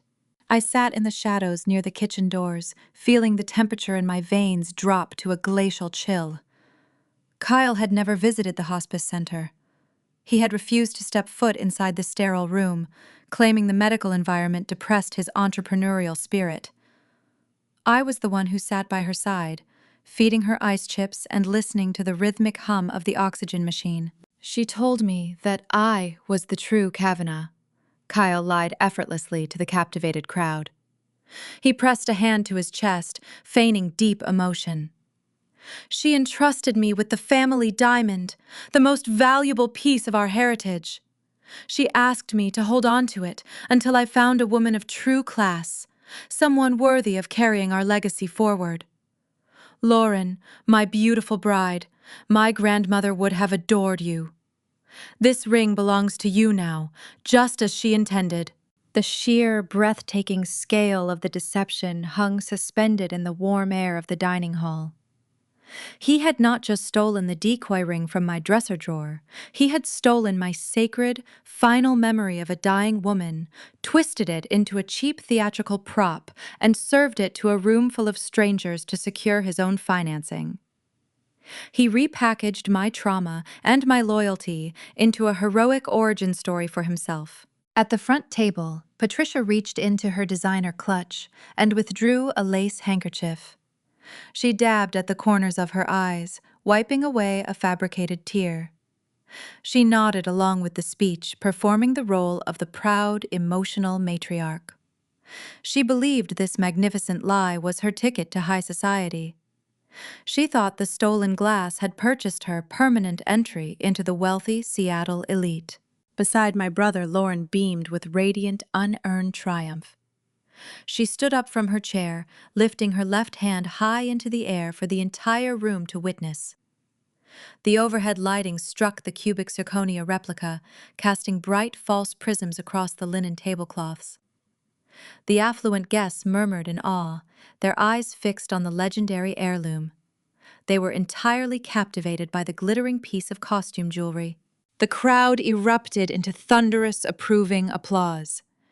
They cheered for the golden boy and his pristine bride, celebrating a union built on stolen property, federal probate fraud, and impending commercial bankruptcy. I remained seated behind the wooden pillar. I ran my fingers along the smooth zipper of the black leather portfolio resting on my lap. I felt no rage. I felt no sorrow. I only felt the cold, beautiful adrenaline of total, undeniable control. The trap was fully loaded. The prey had marched willingly into the center of the snare, blinded by their own relentless vanity. They had constructed a towering monument to their own arrogance, and they were standing triumphantly at the very top. The applause swelled, echoing off the spruce ceiling beams, a deafening wave of misplaced admiration. And then, cutting through the noise with the surgical precision of a scalpel, came the sound. A sharp, elegant, crystalline ring. Clink, clink, clink. a silver spoon striking the rim of a crystal champagne flute.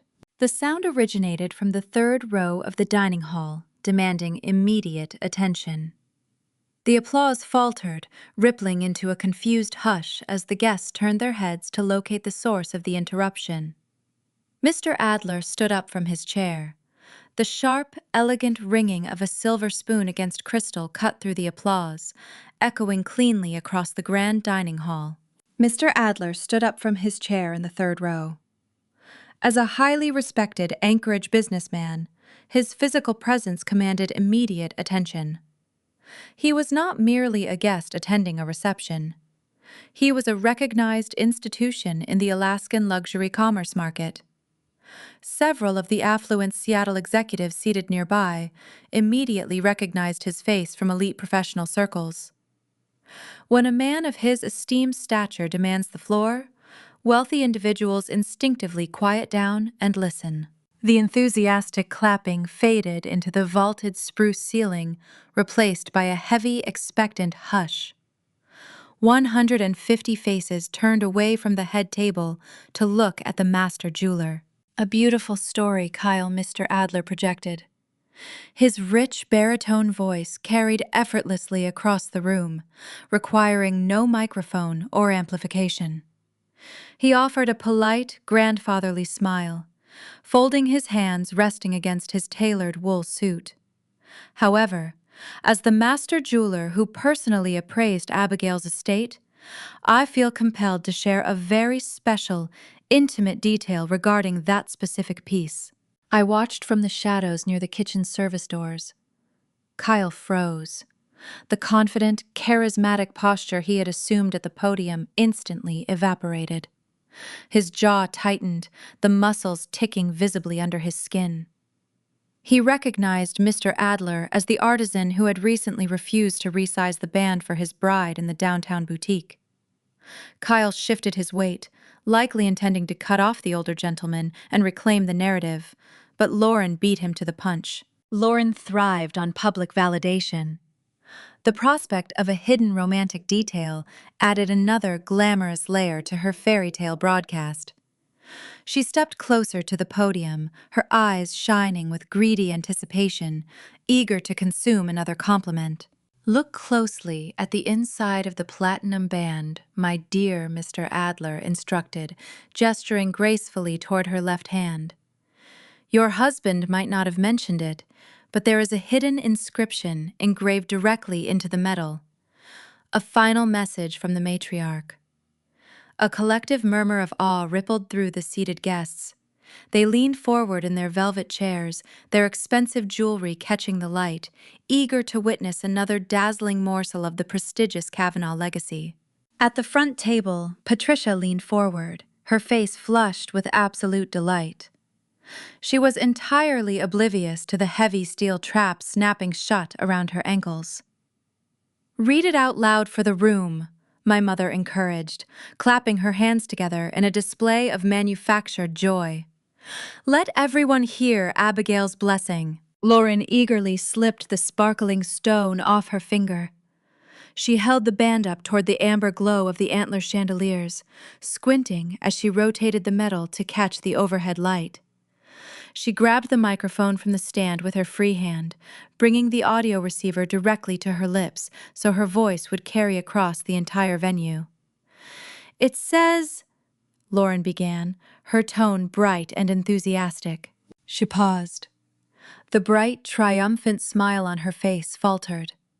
Her brow furrowed in sudden, deep confusion as her eyes traced the tiny laser-etched letters hidden inside the alloy band. She blinked rapidly, staring at the inscription, trying to process the impossible words staring back at her. The silence in the room stretched thick and uncomfortable. "Read it, sweetheart," her father, Mr. Pierce, urged from his seat in the front row, raising his champagne flute in anticipation. Lauren swallowed hard. Her hand began to tremble, causing the false diamond to shake under the lighting. She leaned back into the microphone, her voice entirely stripped of its former joy. The sound system broadcasted her realization to every single corner of the Wilderness Lodge. To Stacy, Lauren read, her voice shaking with undeniable horror. "The real diamond is in the vault. Let the thieves wear glass." A heavy, suffocating silence slammed into the dining hall. The atmospheric pressure inside the room plummeted.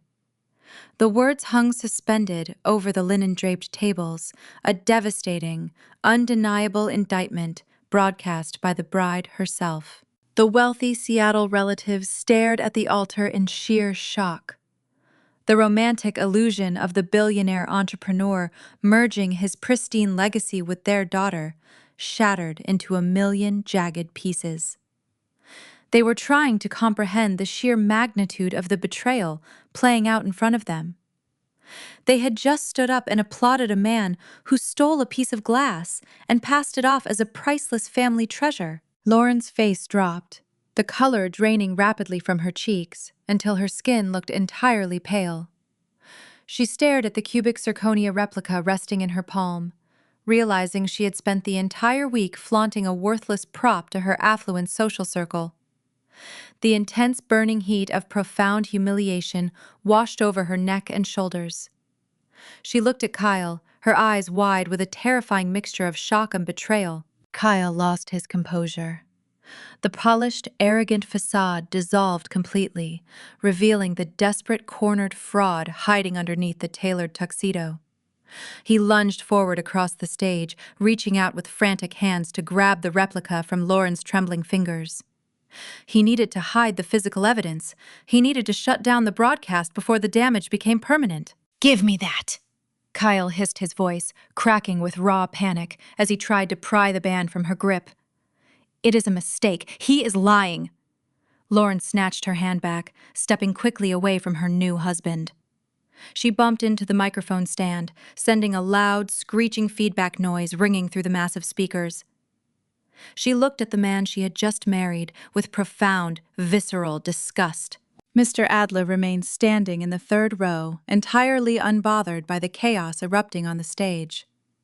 He did not raise his voice to shout over the murmurs, but he spoke with the firm authority of a sworn expert witness, delivering a final verdict.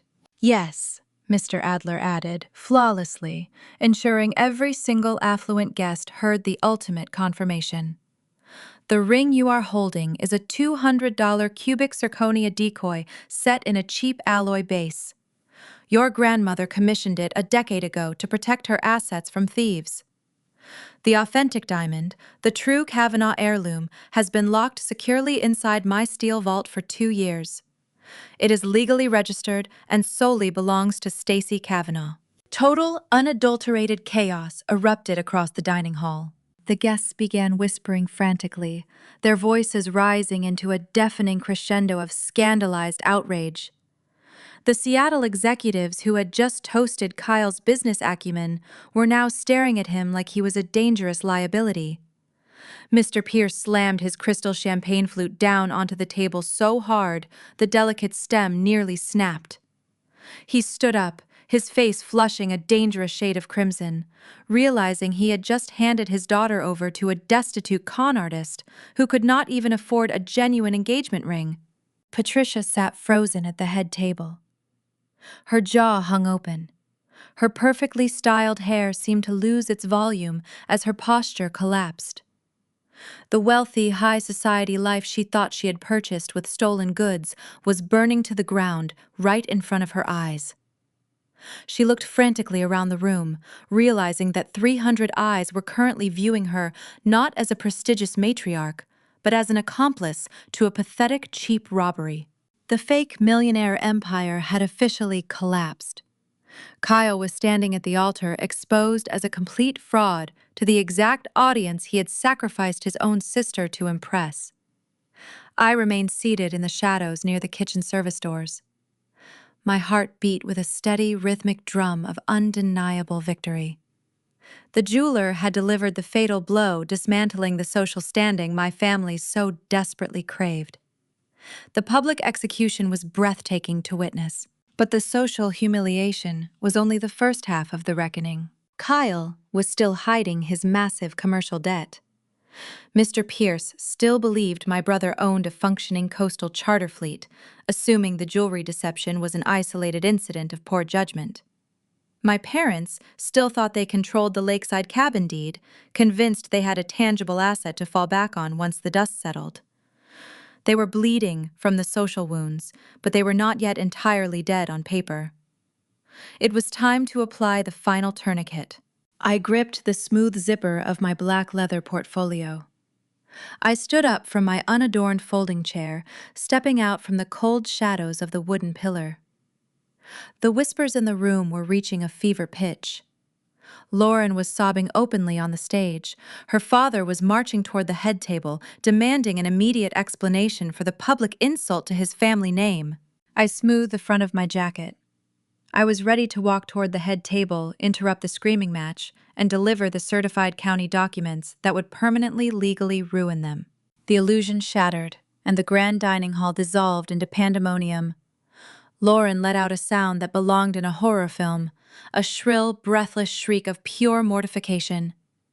She clawed at her left hand, her manicured fingers scraping against her own skin as she desperately yanked the offending metal from her finger.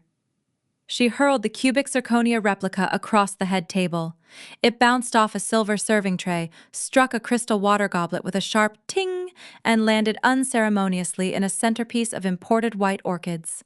Her wealthy Seattle relatives erupted. Aunts and cousins whispered frantically, pointing toward the stage. The polished, dignified atmosphere of the reception evaporated in an instant, replaced by the frantic energy of a sinking ship. Mr. Pierce Lauren's father pushed his chair back so hard it toppled over, hitting the spruce floorboards with a dull thud. The commercial real estate mogul did not tolerate embarrassment, and he certainly did not tolerate being conned. He marched toward Kyle, his face flushed a deep, dangerous crimson. The veins in his neck stood out in stark relief against his starched white collar. "Explain yourself right now!" Mr. Pierce demanded, his voice a low, terrifying rumble that carried over the panicked murmurs of the crowd. "What kind of stunt are you pulling here?" Kyle stepped backward, raising his hands in a pleading gesture. The charismatic entrepreneur vanished, leaving behind a terrified boy, caught in a lie he could no longer manage. He stammered, trying to formulate a defense, trying to claim the jeweler was mistaken, but his vocal cords betrayed him. He could only produce frantic, fragmented syllables that made no logical sense. Patricia leaped up from her seat, her face pale, reaching out to grasp Mr. Pierce's arm. She attempted to deploy her usual tactic of manufactured victimhood, preparing to weave a story about a misunderstanding or a jealous artisan trying to ruin their special day. I did not allow her the opportunity to speak. I stood up from my unadorned folding chair in the shadows near the kitchen service doors. I smoothed the front of my functional jacket, gripping the sleek black leather portfolio firmly in my right hand. I stepped out from behind the wooden pillar and walked directly into the blinding light of the reception hall. The sharp, rhythmic click of my heels against the timber floorboards functioned like a metronome cutting cleanly through the chaotic noise. The guests seated in the back rows noticed my approach first. They stopped whispering and turned to watch me. The silence spread forward like a rolling wave, row by row, table by table, until the entire venue fell into a breathless, expectant hush. The crowd parted, instinctively sensing the shift in authority. I walked the length of the dining room with measured, deliberate steps. I did not rush. I did not betray a single ounce of anxiety. I moved with the serene confidence of a woman executing a flawless operational protocol. I reached the head table, stopping mere inches from where Mr. Pierce stood glaring at my brother. I set the portfolio onto the white linen tablecloth. I grasped the smooth metal zipper and pulled it open, the mechanical sound slicing through the tense air. I reached inside and retrieved a thick, heavy stack of crisp paperwork. I separated the pages into two distinct piles. I picked up the first stack and dropped it directly onto Mr. Pierce's china dinner plate right next to his untouched seared salmon. I picked up the second stack and dropped it right beside the first. "Kyle does not own a diamond, sir," I announced. My voice was pitched in a calm, clinical register, carrying the detached authority of a professional delivering an audit. "He is defaulting on nearly $500,000 in commercial debt." Mr. Pierce looked down at his plate, then back up at me, his brow furrowed in severe confusion. I pointed to the first stack of papers. "Those are the official default notices and bankruptcy filings for his coastal charter business. His fleet is scheduled for asset seizure on Monday morning. He brought you here today hoping to secure a marriage certificate before you discovered he is entirely insolvent." I shifted my finger to the second stack of documents. "And those are the certified, notarized probate records from the county courthouse." I continued, my gaze sweeping past Mr. Pierce to lock directly onto my parents. "My mother committed felony probate forgery to hide this reality from the state. They stole that glass replica from my bedroom to maintain this pathetic illusion, hoping you would mistake their desperation for generational wealth." Dennis, my father, stood frozen beside the head table. The man who had spent his entire life lecturing me about keeping family business away from the law now stared at the official county seals stamped across the paperwork. He understood the severe, terminal implications of those documents. The color drained from his face, leaving him looking hollow and ancient. He realized that the daughter he had treated as a disposable resource held the power to send his wife to prison. He could not yell. He could not threaten me. He was paralyzed by the irrefutable truth laying on the table. Patricia, however, refused to surrender her fantasy without a final, desperate struggle. She lunged forward, pointing a trembling finger at my face. "She is lying!"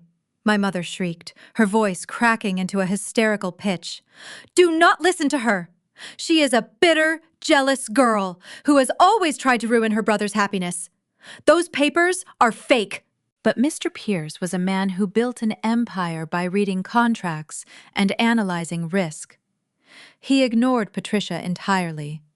He picked up the first stack of documents from his plate. He adjusted his reading glasses, his eyes scanning the crisp black text. He recognized the authentic bank letterheads, the official creditor signatures, and the staggering columns of unpaid debt.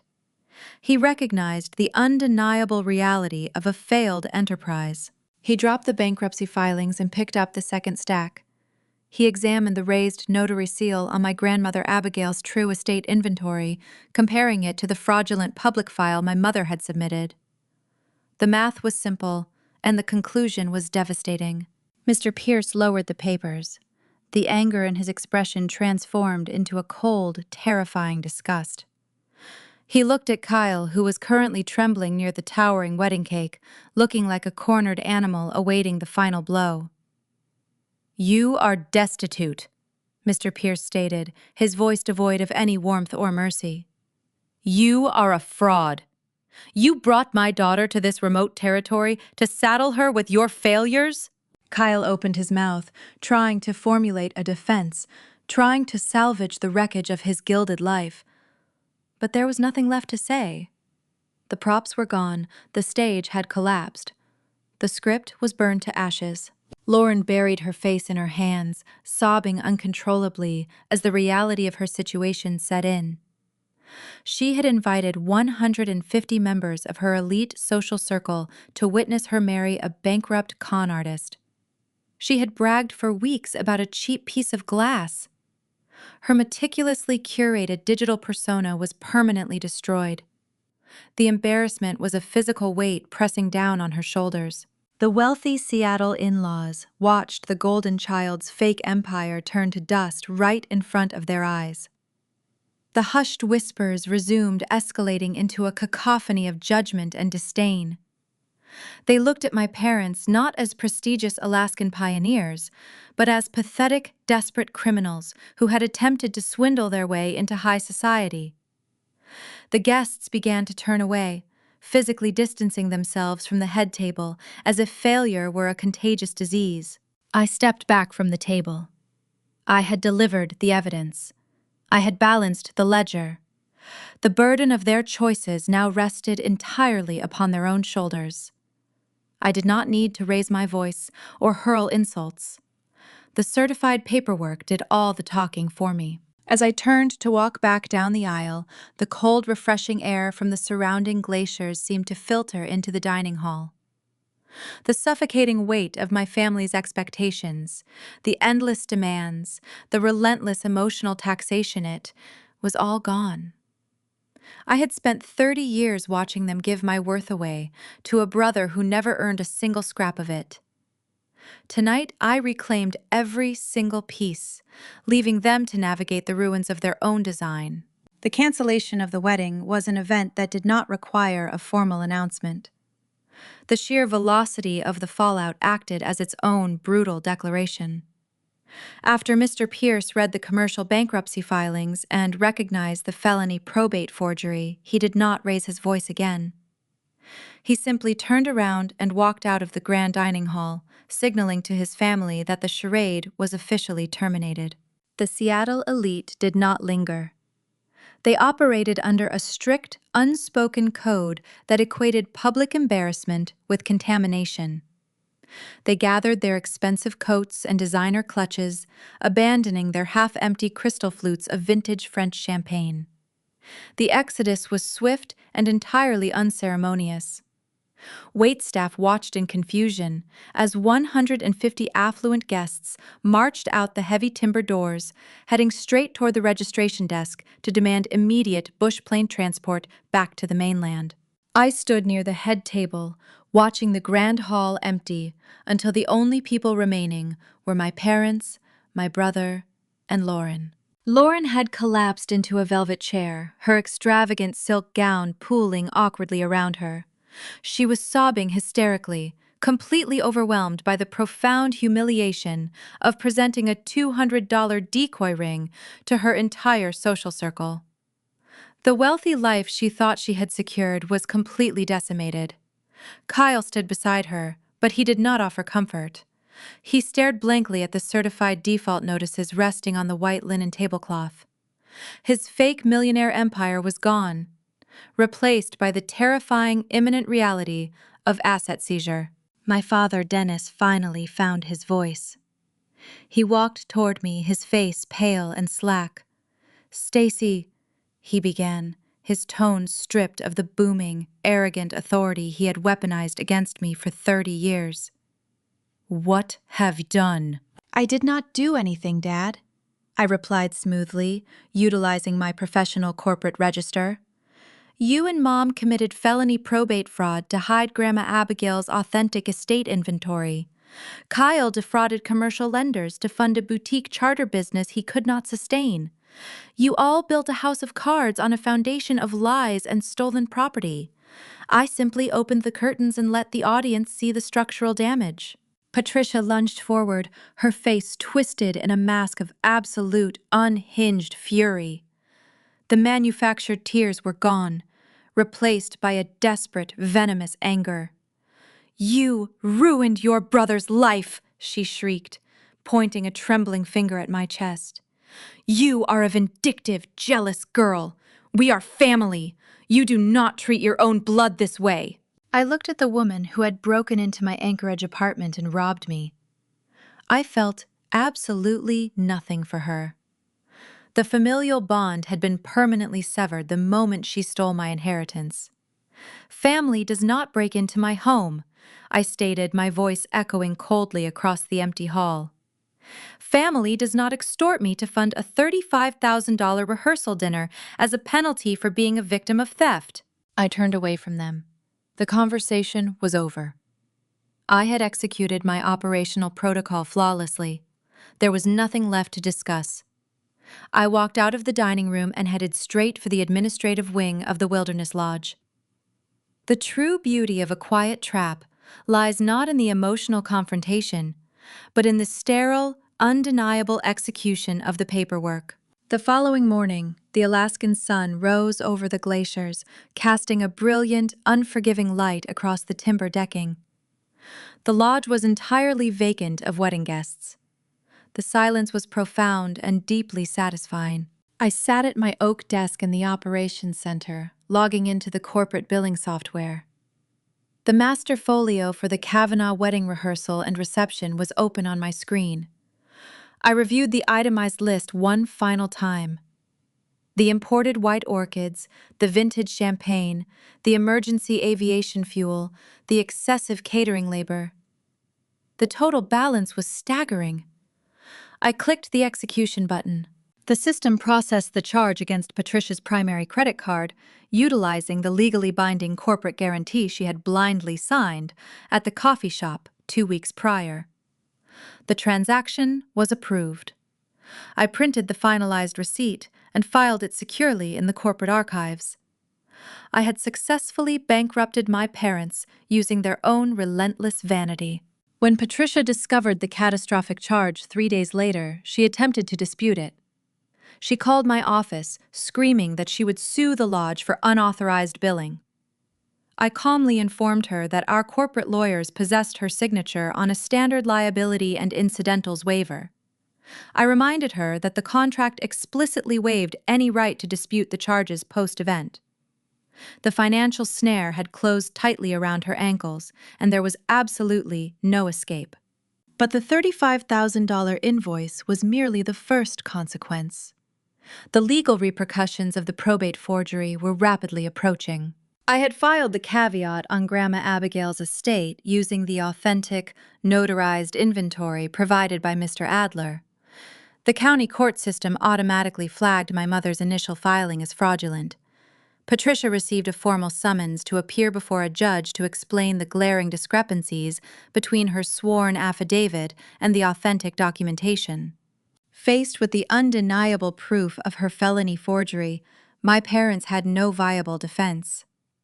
To avoid facing severe criminal charges and potential prison time, Patricia was forced to enter a legally binding settlement agreement.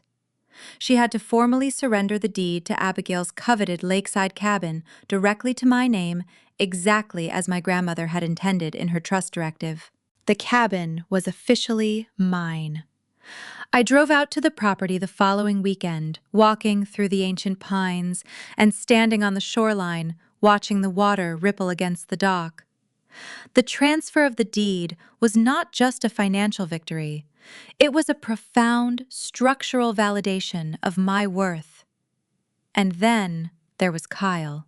My brother's commercial bankruptcy finalized rapidly. The bank seized his coastal cruisers, liquidating his assets to cover the $500,000 default. His boutique charter business was permanently dissolved. But I decided to add a final touch of poetic justice to his collapse. As the director of operations for the Wilderness Lodge, I held exclusive executive authority over our private marina and floatplane docks. I drafted a formal corporate directive officially banning Kyle Kavanaugh and any associated business entities from accessing our facilities or utilizing our docking space. I effectively blacklisted him from the most lucrative tourism hub in the region. The Golden Child was entirely stripped of his unearned privileges.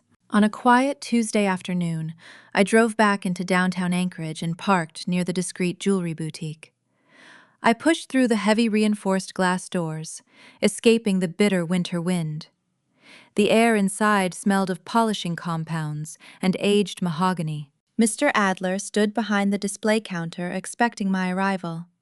He offered a warm, knowing smile. He did not ask about the wedding or the fallout. He simply walked to his private office, spun the combination dial on his steel wall safe, and retrieved the pristine blue velvet box. He placed the box on the polished counter and slid it toward me. I opened the lid.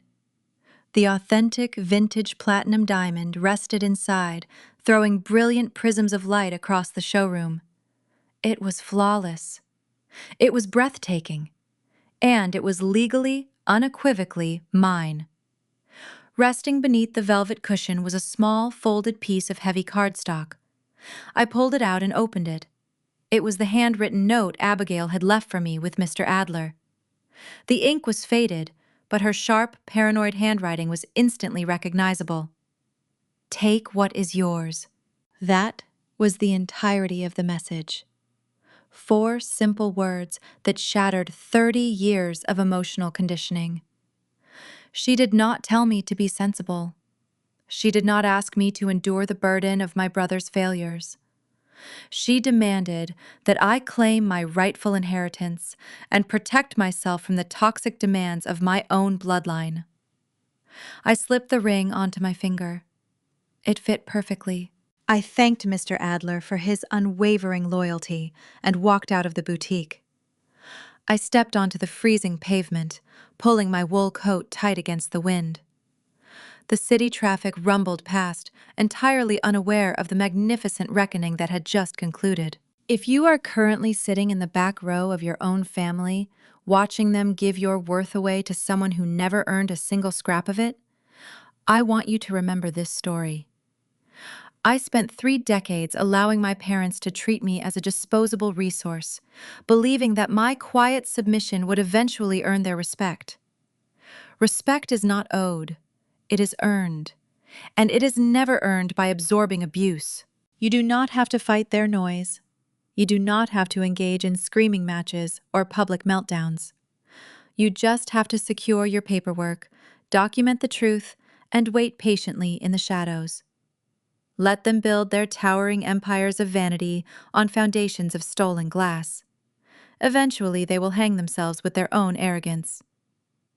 I walked toward my truck, the authentic diamond sparkling brilliantly on my hand, and for the first time in my life, I felt perfectly, undeniably free.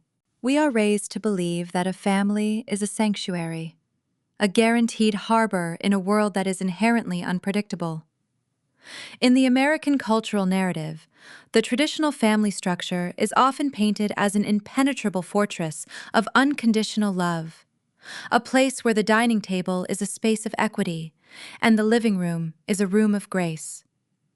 But what happens when that fortress is built on a foundation of cubic zirconia?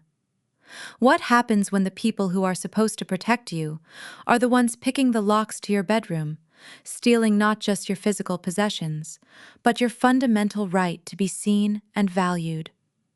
Stacey Kavanaugh's story is not simply a dramatic tale of a stolen diamond, a foiled wedding, or a brilliant act of retaliation. It is a profound, unflinching autopsy of parental failure and the devastating cost of transactional love. Too often in our culture, we confuse the performance of parenting with the actual practice of loving. The American dream, when stripped of its moral compass and emotional depth, can easily devolve into a desperate race for status. Parents begin to measure their success by optics, the tailored suits, the prestigious zip codes, the extravagant rehearsal dinners that photograph beautifully for the neighborhood to see. We are conditioned to believe that if the family portrait looks flawless, the family itself must be whole. But true parenting values the ones that actually sustain a child through the harsh, freezing winters of life are entirely invisible to a camera lens. They are rooted in honesty, fairness, and the quiet, unglamorous work of emotional awareness. When parents decide to operate their household as a financial and emotional ledger, they strip away the sanctuary and replace it with a toll booth. The tragedy of Stacy's upbringing was not simply that she was forced to buy her own winter boots while her brother received a luxury snowmobile. The true tragedy was the devastating lesson embedded in that transaction. Your brother has value simply by existing. You only have value when you are useful. Long-term guidance for children requires more than just funding their education or ensuring they marry into the right social circles. It requires the emotional intelligence to look at your child and see them not a reflection of your own ego or a convenient prop for your social standing. The dynamic of the golden child and the scapegoat is a quiet, rotting epidemic within many traditional family structures. It represents a profound abdication of family responsibility. When parents favor one child over another, smoothing every bump in their road and absorbing every consequence of their reckless choices, they genuinely believe they are offering a blessing. They tell themselves they are setting their favorite child up for a life of ease and prosperity. But as Kyle's spectacular, highly public collapse so brutally illustrates, extreme favoritism is its own kind of curse. By shielding a child from the natural consequences of their actions, you do not raise a strong, capable adult. You raise a fragile facade. You build a man who must resort to pawning a stolen fake heirloom because he possesses absolutely no internal architecture to withstand a financial or emotional storm. Conversely, the neglected child, the one forced to navigate the ice in worn-out shoes, the one who is constantly asked to bail out the golden child, develops a spine of steel. The scapegoat learns to build their own shelter out of necessity. But the emotional cost of that resilience is staggering. A child should never have to become a master tactician just to survive their own mother's vanity. Stacy's parents were so obsessed with the illusion of their legacy that they entirely missed the actual legacy sitting across the table from them. They traded a diamond for a piece of glass, simply because the glass was louder and easier to manipulate. If you are sitting in the dark right now, looking at the glowing screen of your phone, and recognizing the echoes of this story in the walls of your own home, please know that you are not alone. These are the narratives we often bury out of misplaced shame, but they are the ones that most urgently need to be brought into the light. If Stacy's quiet, methodical reclamation of her worth resonated with your spirit, or if you have ever had to build a fortress of boundaries to protect your own peace from the people who share your blood, please subscribe and follow Intimately Told Stories. We are building a community where these silent struggles are finally given a voice, and where the painful, beautiful truths of family dynamics are examined without flinching. Join us in the comments, share your experiences, and let us continue to explore the complicated, messy realities of the lives we lead behind closed doors.